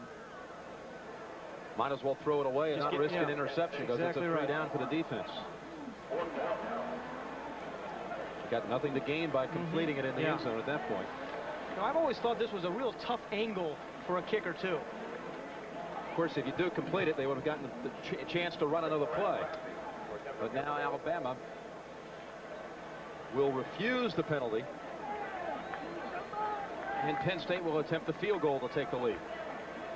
Tough angle here from the right hash mark for any kicker. Sometimes they'll have a delay a game to back it up by. Ray Tarassi, just inside of that right upright. And it's 13-10 Nittany Lions. 1:20 left in the 3rd quarter in our CFA action. State, the home of the Nittany Lions, the national champions in college football, 1982 and 1986. Beaver Stadium is actually their home. And today, the 2nd largest crowd ever here, almost 86,000. And Ray Tarassi, you're looking at him, with 2 field goals today is the difference. 13-10 at the moment. Penn State leading late in the 3rd. Jelks on the return from the goal line. Jelks breaks 1 tackle and gets to the 24-yard line. All right. That Colorado-Oklahoma game, it's late. And let's get the update from Greg Gumbel in New York.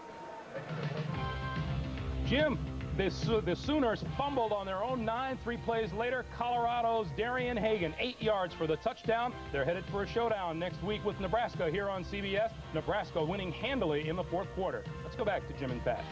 All right, they both will come in undefeated. Nebraska and Colorado next week. Our CBS CFA action. Hollingsworth. Man open. It's Turner at the 45-yard line. Boy, he slipped going back. Hollingsworth, didn't he, Pat? He certainly did. Again, the turf. But how often do you see a fullback that far into the secondary? Again, Kevin Turner slipped out of the backfield. A remarkable receiver. 29 catches on the year. Got terrific hands. Had an accident this year in the weight room where he severed one of his fingers. They sewed it back on in the hospital, but he's come back and had a remarkable year as a receiver. Martin Houston replaces Turner. 1st and 10, Alabama. Saran Stacy for 3 yards to the 47-yard line. Tackled by Jeff Japchin, senior from Doylestown, Pennsylvania. If you're just joining us, here's the scoring summary. Ray Tarassi on Penn State's opening drive kicked the field goal. Back came Alabama to tie it on Doyle's field goal. McDuffie in the 3rd quarter, touchdown pass reception. And back came Lamont Russell to tie it with a touchdown catch of his own. But Tarassi now has put 3 more points on the board. We're in the final 30 seconds of the 3rd quarter with a 13-10 Penn State over 6th-ranked Alabama. Hollingsworth pass is caught by Stacy, and the Crimson Tide moves into Penn State territory at the 37. Jim, it's been a day, I think, of great defense and great linebacker play in particular. John Dockery told us at the top of the day about 2 great linebackers. Andre Collins, number 31 for Penn State, who has been sensational, and number 86, Keith McCants, the inside linebacker for Alabama. Those 2 guys have really been the story today.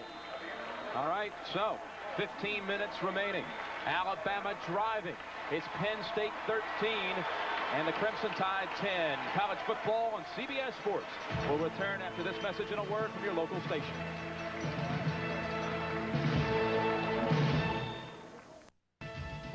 CBS Sports coverage of today's CFA game is sponsored by the U.S. Navy. You are tomorrow. You are the Navy. Visa, accepted at nearly 7 million places worldwide. Visa, it's everywhere you want to be. And by Shop Vac Wet Dry Vacuums. If you own a house, you gotta own a Shop Vac.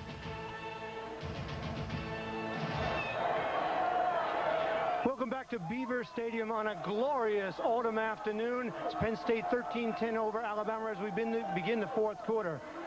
I'm John Dockery along with Jim Nance and Pat Hayden. And before the half ended, Penn State's goal line stand, a scary injury. Nose tackle senior George Akindo was hurt. He was taken off on a stretcher, later taken to the hospital. The update report is he's 1.5 miles from the stadium at Center Community Hospital, and he's having precautionary x-rays at this moment as we speak. Now back to you, Jim and Pat. Thank you, John. 13-10, Penn State over Alabama, but the Crimson Tide is on the move at the 38-yard line of the Nittany Lions.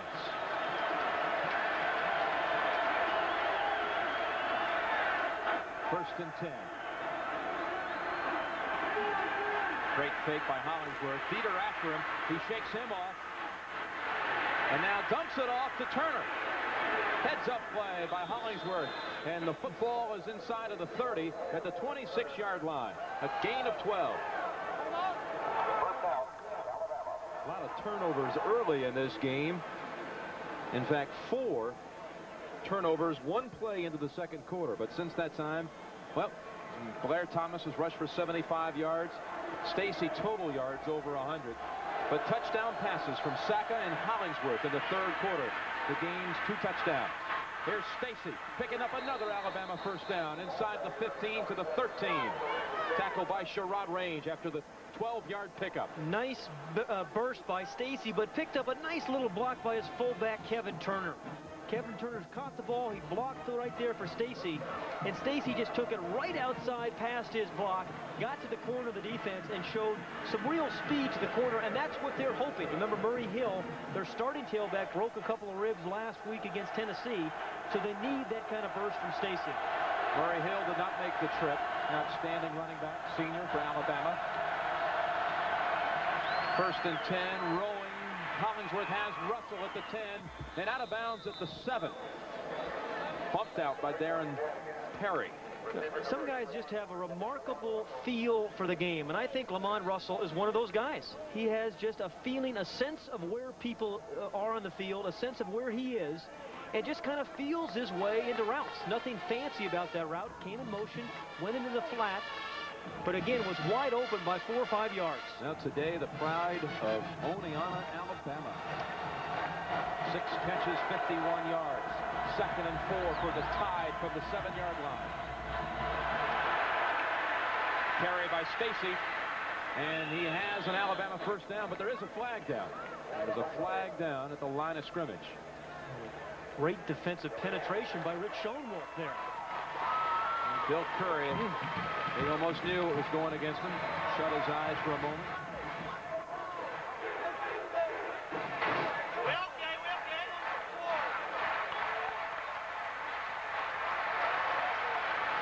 Well, you heard him. He's telling guys to watch the ball. I think he was yelling at Charlie Abrams. He said, Charlie Abrams, the backup tight end. Now 87 comes off. Joe Paterno, 24th year as the coach here at Penn State at age 62.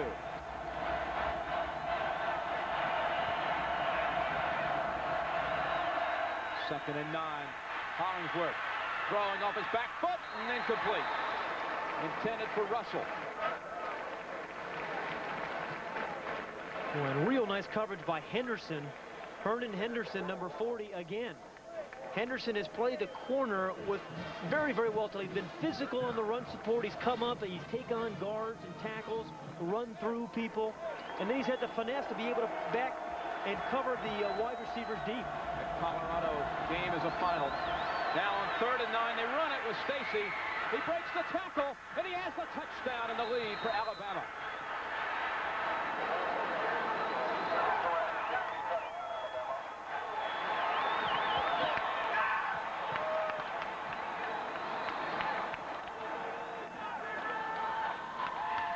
Jim, we talked about Alabama's offense being an unconventional team. They'll throw it when it's a running situation, and then again they run it when it's a passing situation. Twice they have done that on 3rd and long inside the 15-yard line. Well, they did it before the half as well and almost crossed them up. Stacy was stopped inches shy of the goal line.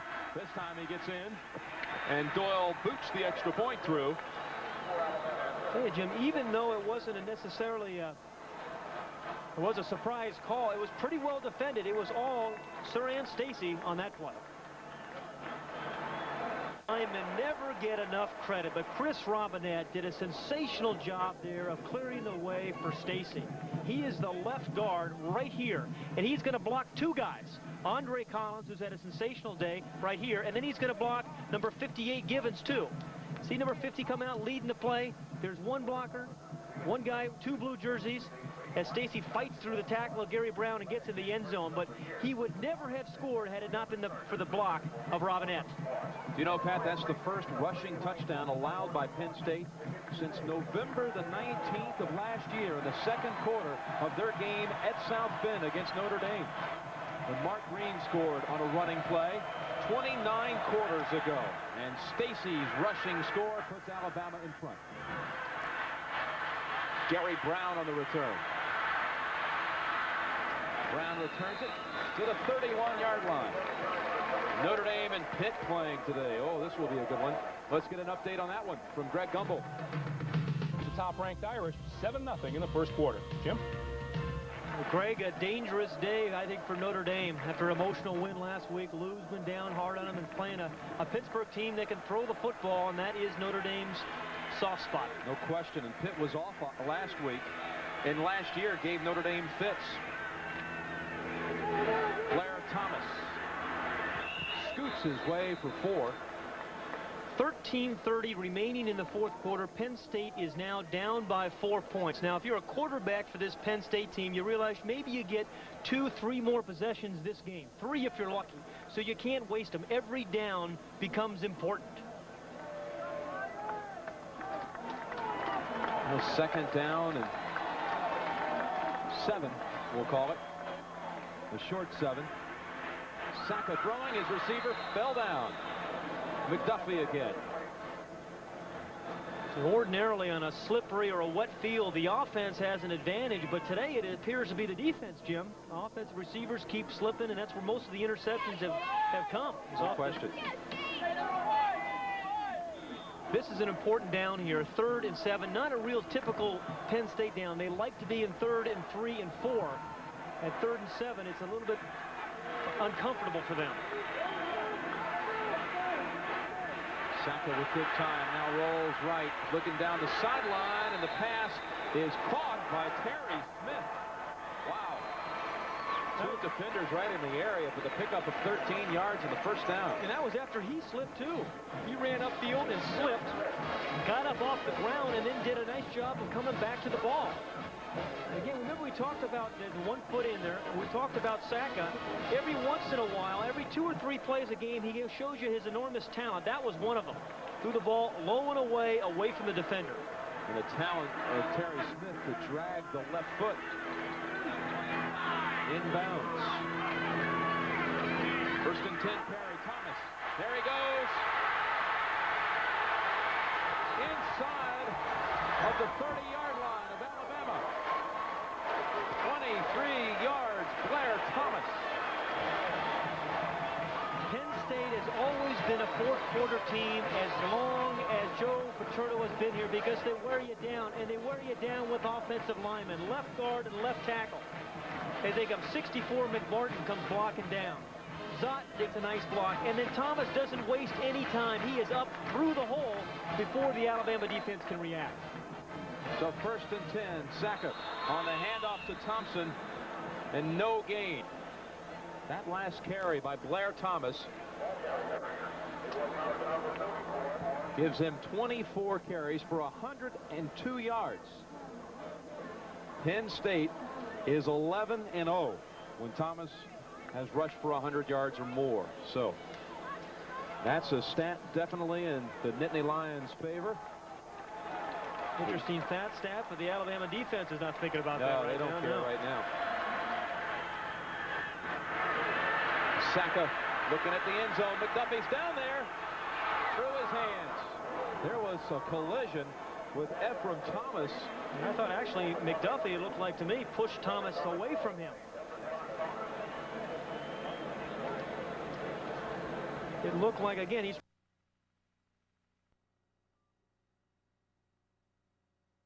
or a wet field. The offense has an advantage, but today it appears to be the defense, Jim. Offensive receivers keep slipping, and that's where most of the interceptions have come. No question. This is an important down here, 3rd and 7. Not a real typical Penn State down. They like to be in 3rd and 3 and 4. At 3rd and 7, it's a little bit uncomfortable for them. Saka with good time, now rolls right, looking down the sideline, and the pass is caught by Terry Smith. Wow. 2 defenders right in the area for the pickup of 13 yards and the first down. And that was after he slipped, too. He ran upfield and slipped, got up off the ground, and then did a nice job of coming back to the ball. Again, remember we talked about the 1 foot in there. We talked about Saka. Every once in a while, every 2 or 3 plays a game, he shows you his enormous talent. That was one of them. Threw the ball low and away from the defender. And the talent of Terry Smith to drag the left foot. Inbounds. 1st and 10, Terry Thomas. There he goes. Inside of the 30-yard line of Alabama. 23 yards, Blair Thomas. Penn State has always been a 4th quarter team as long as Joe Paterno has been here because they wear you down, and they wear you down with offensive linemen, left guard and left tackle.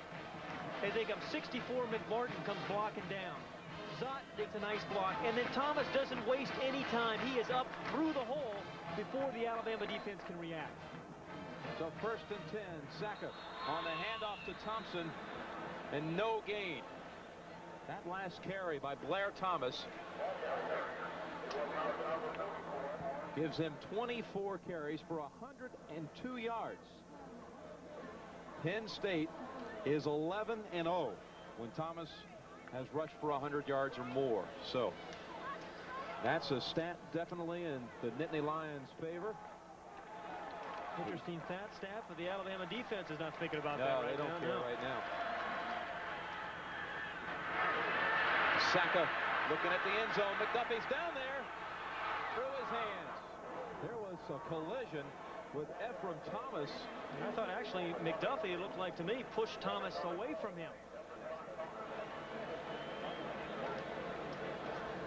It looked like, again, he's trying to throw it high and short, just like McDuffie earlier went up and got the ball on an athletic play. Didn't really see it in that angle, but live it looked like McDuffie kind of pushed him away. Here's another look at it. No, it looked like he just really tripped. That's called incidental contact. I don't think he really intentionally pushed him away, but he did trip. 3rd and 10. McCants trying to crash through. He's picked off. And now Saka throws it incomplete. Now, I'm not sure why that wasn't grounding. There wasn't a receiver. Both receivers were on the other side of the field. Well, I tell you, McCants came barreling through there, Pat. Thought he might get to Saka for a moment, and then Willie Wyatt and George Thornton picked up the rush. Yeah, McCants sucked up 3 blockers.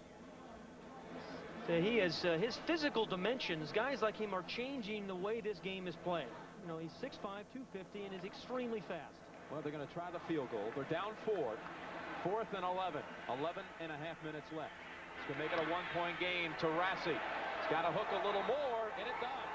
Just getting through the right upright. That's a career-long field goal for Ray Taurasi. His 3rd of the day, and it's now Alabama leading by 1.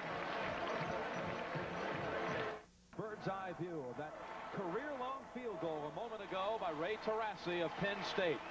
From 46 yards, Taurasi nailing his 3rd field goal of the day. And it's a 1-point game now. Alabama 17-16. I love the emotion of college football.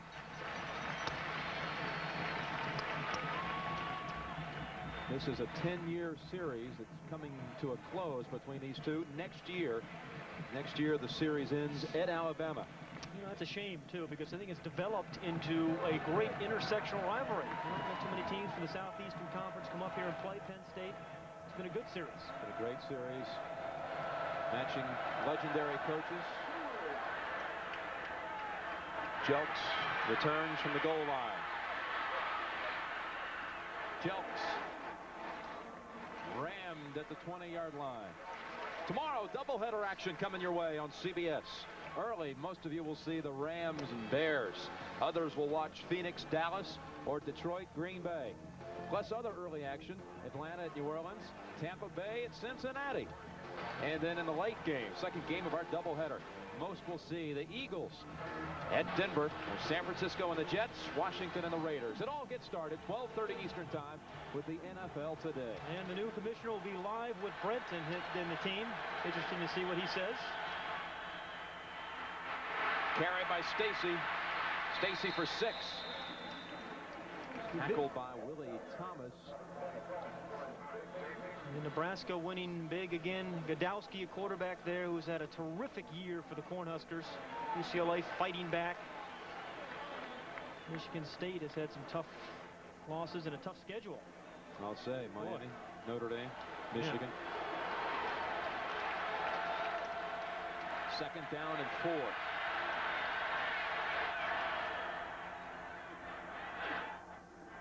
Inside Turner, and he has the first down for Alabama. And that's a big first down and a big run there by Turner. You're up by 1 point with 10:43. Let's take it downstairs to the sidelines and John Dockery. Doc? You know, Jim, if you look by me and past me, you see walking down along the sidelines that fellow, the big fellow with the neck brace. That's George Okendo. Remember, he was injured right before the half. Well, the x-rays were negative. They were looking at him moments ago here on the sidelines. Obviously, he's okay. Teammates congratulating him. Good news for Penn State. Absolutely. Terrific news. And we can all breathe a sigh of relief. 1st and 10 for Alabama. Hollingsworth throwing low, and the pass was caught by Battle. Marco Battle. And what a clever little play there and throw. Battle comes down, he runs the hook route, and then the ball, he kind of rotates out, and the ball is thrown on the opposite side of the defensive back. Real athletic move there. You see number 40, Henderson, beginning to make the play. The ball is thrown away from him, and then a nice adjustment by Battle. Running with Stacy. Stacy near midfield. Robinette was out there in front of him again. All right, I was just going to say that. Again, we have seen both these teams and their offensive guards do a terrific job of getting out in front. Robinette there, we saw him a moment ago, leads Stacy into the end zone. And that time again, showing some speed. He pulled nice and deep, got his shoulders squared to the line of scrimmage. Love to see it. Senior from Enterprise, Alabama. He's the backup center here now as well. 1st and 10 minutes and 10 seconds left in the contest. Handoff to Stacy. And Alabama's grinding it out on the ground now, picking up some yardage. Stacy is a guy that you cannot arm tackle because he's just going to run right through those. He's almost 200 pounds. He's got some terrific foot speed. And if he just put a wing out there, he's going to run right through it. That we saw the Irish have scored on a safety, 7-2 hit. And Stacy has gone over 100 yards. 19 rushes, 106 yards. Derek Owens-Lassick replaces him. Then Strickland moved a little quickly there, Jim, the left tackle. He was a guy, though, that Homer Smith, the offensive coordinator, said about him he was the hero of the Tennessee game. He played with a broken hand and played remarkably well. He's got a big old cast on it and then wraps it up. Offside! Offense, left tackle move! And Strickland is a guy that he's playing in pain, but played very well last week against Tennessee and has played well today. There you see the wrapping around that right hand. Looks like a boxing glove. Turner and Owens-Lassick in the backfield. Batted down by Gibbons. Jerry Sandusky told us, Jim, that Givens was going to be a terrific player over the next 4 years. He's a fluid athlete, no wasted motion, times this jump beautifully. And he's only 6 feet tall, but he got up there, got the right paw right in the way. Now remember, Hollingsworth is 6'4". Nice athletic play by Givens. 9:14 left. Alabama, 3rd and 6 from the Penn State 45. Across the middle to Wembley. First down, Crimson Tide.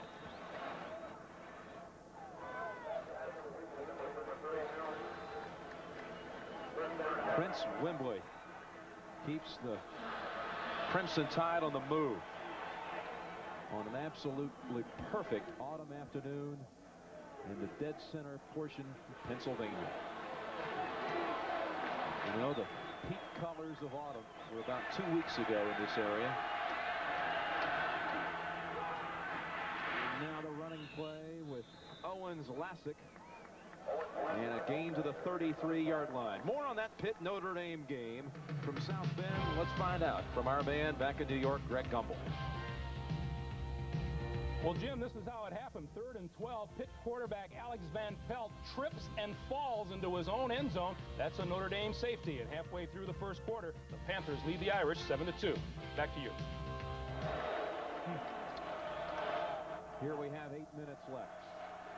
2nd down and 6. Alabama clinging to a 1-point lead. Hollingsworth pass to Owens Lassick. And pushed out of bounds by Brian Chesmar. Each team has 3 timeouts remaining. And again, particularly for Penn State, a very important statistic. Alabama trying to keep this drive alive now with it 3rd and 2, the most important 3rd down of this game for both teams. They bring in the extra tight end, Abrams. They set Sanderson wide right, Battle in a slot right. Turner on the handoff. First down, Alabama. He almost stumbled trying to get his footing. And he's tripped up by Sherrod Range. But it's first down for the Crimson Tide. Oftentimes when a passing team can't be physical because they're more of a finesse team, but Alabama there really came off the ball, particularly the left side. Vince Strickland and Chris Robinette, left guard and left tackle, came off the ball and led the way for Kevin Turner. Alabama has held the football now for over 4 minutes. 1st and 10, Martin Houston. The man denied at the end of the first half, going for that goal line. He carries again, picks up about 2. Tackled by Rich Schoenwolf. Now in this 2nd and 8 situation, the Penn State defense has to be concerned about so many different things, Jim, because they've thrown the ball to so many different people. Russell and Wembley, Sanderson, Battle. 2nd and 8. Owens Lassick diving to the 20-yard line. And they'll be about 5 yards short. 3rd down coming up for the Crimson Tide. Guess who made the tackle again? Andre Collins, who came all the way from the inside to the outside to make that play. He's got dirt and mud. He looks like a linebacker there. His uniforms, they got the black shoes, symbolic that no one's bigger than the team, the kind of those uniforms with no identification on them. Likewise on the Alabama side. 3rd down and 5. 6:11 left. They run it with Turner. He'll go nowhere. Jeff Chapchin. And a flag down on the field.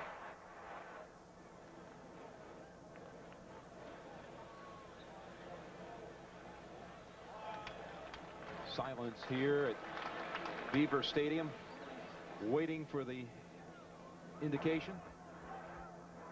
Dead ball, ball. Ball start. Offense.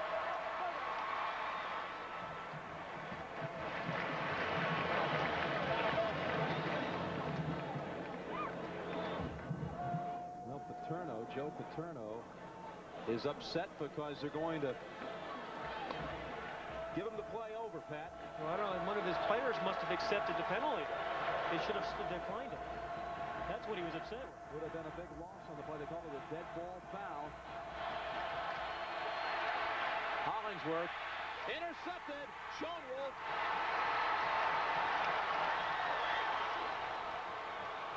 Rich Schoenwolf.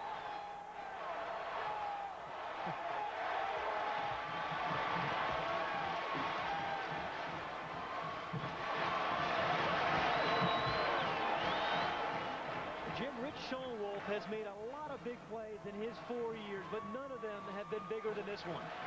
Again, when you see you can't get to the quarterback, you stay there, you try to tip a ball. Beautifully timed, and you don't think of some of these big defensive ends and tackles as great athletes, but that was a terrific and athletic play by Schoenwolf as he waited it, made a nice stop, caught the ball, and then picked up about 3. Down 1 point. Penn State takes over at its own 30. The fake, the bootleg, and Saka slips. A loss of 6 on the play. Derek Rushton there to fall on him, but of course did not matter once Saka hit the ground. This is a perfect screen down for teams, particularly as well as Penn State runs the screen, but Alabama is very conscious of how good Penn State is running that screen, and they have been prepared for it all week. Daniels left, McDuffie right, and the pass caught. Jacob, the tight end, gets the first down. Well, let's see. He might have to measure for it. Just past the 40. Dave Jacob. And we talked so much about Hollingsworth's presence, but Tony Saka really showed us something there. When he needed 14 yards, he gets good protection and drills this ball to Jacob. And again, easy ball to catch right in the numbers. And you give a big guy pressure. By number 86, again, Keith McCants almost tipped that ball. But again, Saka hung in there in the pocket, hung in there and waited to the last minute to throw that ball. Well, that's about as close as you can get it. Schoenwolf, Rich Schoenwolf, senior from Philadelphia, made the interception. Told us yesterday, Jim, that he gets great satisfaction. He knows he's doing his job when guys like Andre Collins and Brian Chismar are making tackles. Well, they've done that today, which means he has done a wonderful job of playing defensive tackle. 4:47 left. Will the Alabama D be able to hold on? Leading 17-16.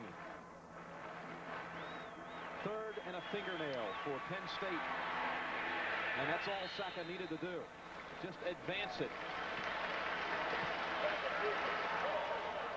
Well, that was actually a second career interception, Jim, for Rich Schoenwolf. Showed some nice hands there. Kind of reminds you of Jeff Alm at Notre Dame. Yeah. Defensive lineman makes all the interceptions. Yeah, they led the team, Notre Dame team last year in interceptions. 1st and 10, Penn State. Clock is running. 4 minutes, 20 seconds. All timeouts remaining.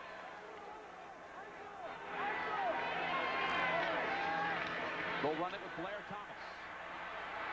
He gets to the 45-yard line. Rushton and Vantrese Davis on the tackle. And Jim, with 4 minutes left, and if you're a Penn State fan, you have to start beginning to think about a field goal and what it's going to take. And they really need to get to about, the 29-30-yard line to give Taurasi a chance. 2 programs, 2 schools, rejuvenated by their success in football this year. Alabama 6-0. Penn State 5-1 with 5 straight victories. And driving now, trying to regain the lead. Blair Thomas into Alabama territory. And near the first down. And again, needing about 30 more yards to get themselves in position. 3:26 remaining. They have 3 timeouts remaining. And if you're the Alabama defense, you're trying to come up with a negative play. And that's the man, Ray Taurasi, who's hoping that Tony Saka throws a touchdown pass. Yeah, take all that pressure off me, please. I think it'd be horrible being a kicker in these kind of moments. Blair Thomas picks up the first down, Pat. Yep, but now the pressure turns to the Alabama defense. Create that negative play. Now, if you're on defense, you're figuring that Penn State is trying to set up for the field goal. So you think they're going to throw, or they're going to run the ball at you. So you need a run blitz, a stunt, to stuff them for a loss. They come in with the full house backfield on 1st and 10 and run it with Blair Thomas. He is hammered after a 1-yard gain. Van Treese Davis, Charles Gardner combining on the Alabama tackle. Wow, some of these SEC scores this year. Yeah. I mean, last week, 47-30, Alabama over Tennessee. Another high-scoring game between Georgia and Kentucky. Minnesota all over Ohio State today. We're inside 3 minutes. State College. 2nd down and 8. Blair Thomas off right tackle. I tell you what, Pat, he was ready to bust loose, but Willie Wyatt wouldn't let go. The nose tackle kept him from picking up a 1st down and more. And a huge hole on the right side. Duffy, the center, Monahan, and Freeman cleared a terrific hole there, and there's a nice little cross-buck action in the backfield that took the linebackers out of there, and Thomas seized the moment. Well, Pat, it's 3rd down and 3 with 2 minutes, 10 seconds remaining. And a timeout called by Alabama. Alabama has called the timeout. We have 2 minutes, 8 seconds remaining. The Crimson Tide leading by just a single point over Penn State. The Jets are staggering with a 1-6 record, and according to some fans on the radio, it's time for action. I would fire everyone. I would clean house. I'd get a new priest. I'd get new ball boys, secretaries. I mean, I would clean house. We'll have that story, and new NFL Commissioner Paul Tagliabue will join us live tomorrow on the NFL Today at 12:30 Eastern Time. Now, back to the game. The lights are on. Nighttime has arrived. And for the championship hopes of Penn State and Alabama, their season is in the balance in the final 2 minutes. And a 3rd and 3 here for this Penn State team, and you got to figure they're going to try to get the ball to their best player. That is Blair Thomas. Full house backfield. They do go with Thomas. He hurdles over one and is near the 1st down. I believe he has it at the 39. Some guys just rise to the occasion, and Blair Thomas has done that for a long, long time. But he followed the block again by Monahan right in here, number 60. You're going to see him follow the block of Monahan. He just kicks him out just enough to have Blair Thomas jump in behind him. Good coordination between running backs today and offensive linemen on both teams. Say the chain gang is getting a workout today. They are 1,000-yard rushers performing more measurements than I've seen in a long time, and they just make the 1st down. That was close. And remember, Taurasi just kicked his career long of 46 yards, which means they would kick the same field goal and need to get to the 29-yard line. The ball's at the 39 now. 1 minute, 50 seconds remaining. And a new set of downs. Thomas again for only 2. Van Treese Davis on the tackle. So much time is being used here, too. The tough thing for Alabama is they're probably going to run this clock down and hopefully get themselves in position to kick the field goal, and it's either going to be a win or a loss. Alabama may not see the ball again.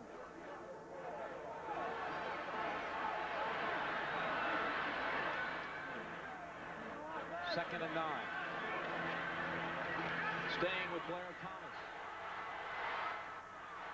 Thomas, he's at the 29-yard line. That was the 10 yards they needed to put Taurasi in range. Again, Ed Monahan, number 60, leads the way as number 71, Tim Freeman does. He gets a block by the wide receiver, McDuffie. And again, it gets the ball right down in field goal range for Taurasi. 1 minute, 9 seconds left. Penn State with all 3 timeouts remaining. Trailing by a point. Blair Thomas. And the senior who came back after a 1-year layoff because of a knee injury. He is doing it all. They are staying with Blair Thomas. It's kind of surprising with 3 timeouts remaining. They don't call one here to get themselves a little bit more organized to find out exactly where they want the ball set for the field goal attempt.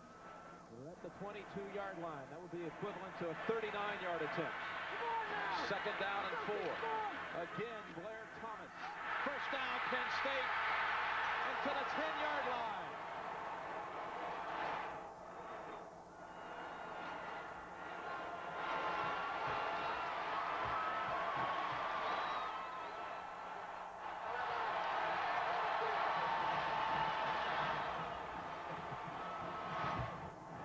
Penn State has called a timeout. 28 seconds left.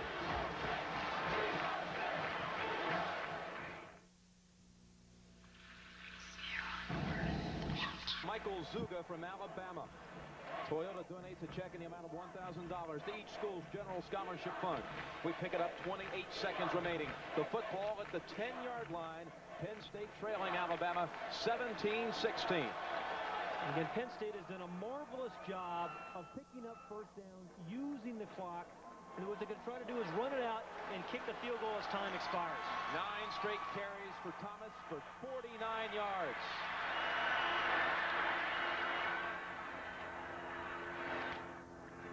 Of course, they stay with him. And he gets to the 5. And right in the middle of the field for Taurasi.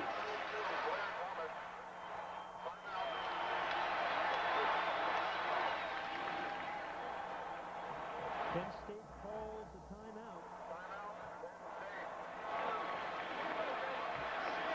Penn State with 1 timeout left to advance the football right and square middle of the field. From this point, you're talking 22-yard field goal attempt for Ray Taurasi. And Jim, if he does make this field goal, people will go back and wonder about Alabama not kicking the field goal at the end of the first half. I still think it was the right call by Curry. But what he's got to be thinking about right now is stuffing him here as quickly as they can, and then they've got to figure out a way to try to block it. Dr. John Cohen of Allentown and Gary Kraft of Pennsylvania. 3 foot more to the front knee, roll under the left stand. Dr. John of Allentown, Let's get a report on the sidelines from John Dockery. Interesting, Jim, during that timeout, Joe Paterno called Blair Thomas off the field. He was talking to Tony Sacca, asked Thomas how fresh he was, had him involved in the play call. It's going to be interesting to see right now what Penn State does. From the 5-yard line, and 21 seconds remaining.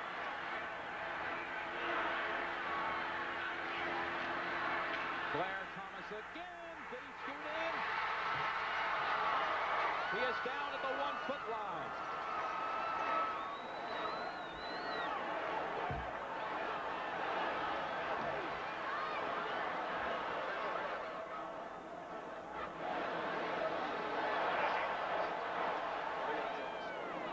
There are 13 seconds left. Thomas did not get in. He is down about an inch short, or inches short, I should say. And Penn State called its last timeout. And here's the play, and they're actually measuring for a first down too, Jim, but this drive has been all offensive linemen and Blair Thomas. The offensive linemen have seized control of the game, blown the Alabama defense off, and Blair Thomas has picked his way beautifully through that defense.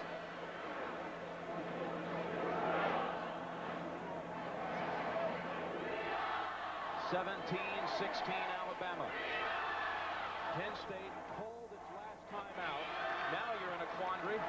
You don't have enough time to run a play and bring the field goal unit out. You got to kick it here. Absolutely. So they've got to kick it. Mark Long will snap it back to Joe Markowitz, and Ray Taurasi, 3 for 3 today, has a chance to win it.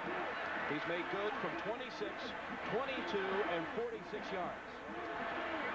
This is for Penn State's 6th straight win and Alabama's first loss of the year. High snap, it's blocked. The kick is blocked and recovered by Alabama.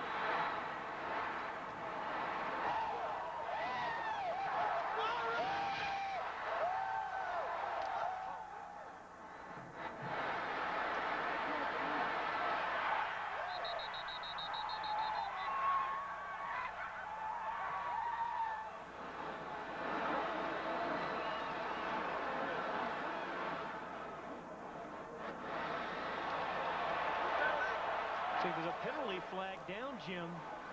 That could be for Alabama's team leaving the bench area. Some emotion But give Bill Curry and his staff some credit. What they did was put Thomas Ram inside. He is 6'7". Number 95, there's about 4 or 5 white jerseys. Great penetration there. 4 or 5 white jerseys around the ball.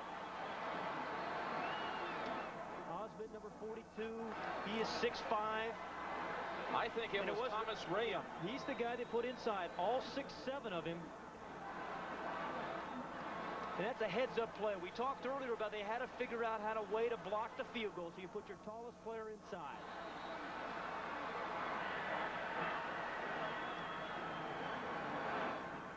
Pat, you've often said this is a game of inches, and Blair Thomas was only inches away from going across the goal line, which would have made the field goal obviously never happen. That's exactly right. Totally irrelevant.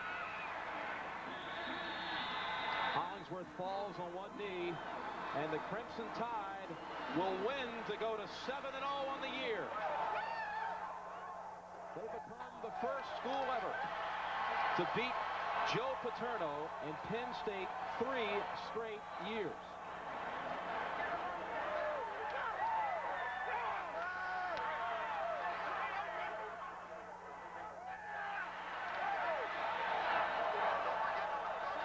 Let's go down to John Dockery. Bill Curry. Great player. It's Bill Curry just hugging Blair Thomas there. An emotional finish. What can you say about this? Well, this team has found a way to win and has found a way to respond to every conceivable situation. Blair Thomas, Penn State, probably deserved to win, but we blocked the field goal, and I'm really, really proud that we were able to win with all the mistakes we made. Anything special on the block of the field goal that you did? Well, it's just a desperation block where we send everybody. I didn't even see where we got it from, so the only special thing is that we send everybody. How big a win is this for Alabama? Well, it's huge because we came up here against an outstanding football team and slopped around and threw the ball to the defensive tackles and didn't tackle very well, but again, managed to find a way, and that's what you have to do if you're going to have an outstanding season. You have to do those things. Still 7-0. Congratulations, Coach. An emotional win. Now back up to you, Jim Nance. John, thank you. And indeed, Alabama, the Tide rolls on, now 7-0 on the year with a victory at Beaver Stadium and the home of Penn State. Boy, Blair Thomas almost did it for the Nittany Lions, but it's a 17-16 win for the Crimson Tide.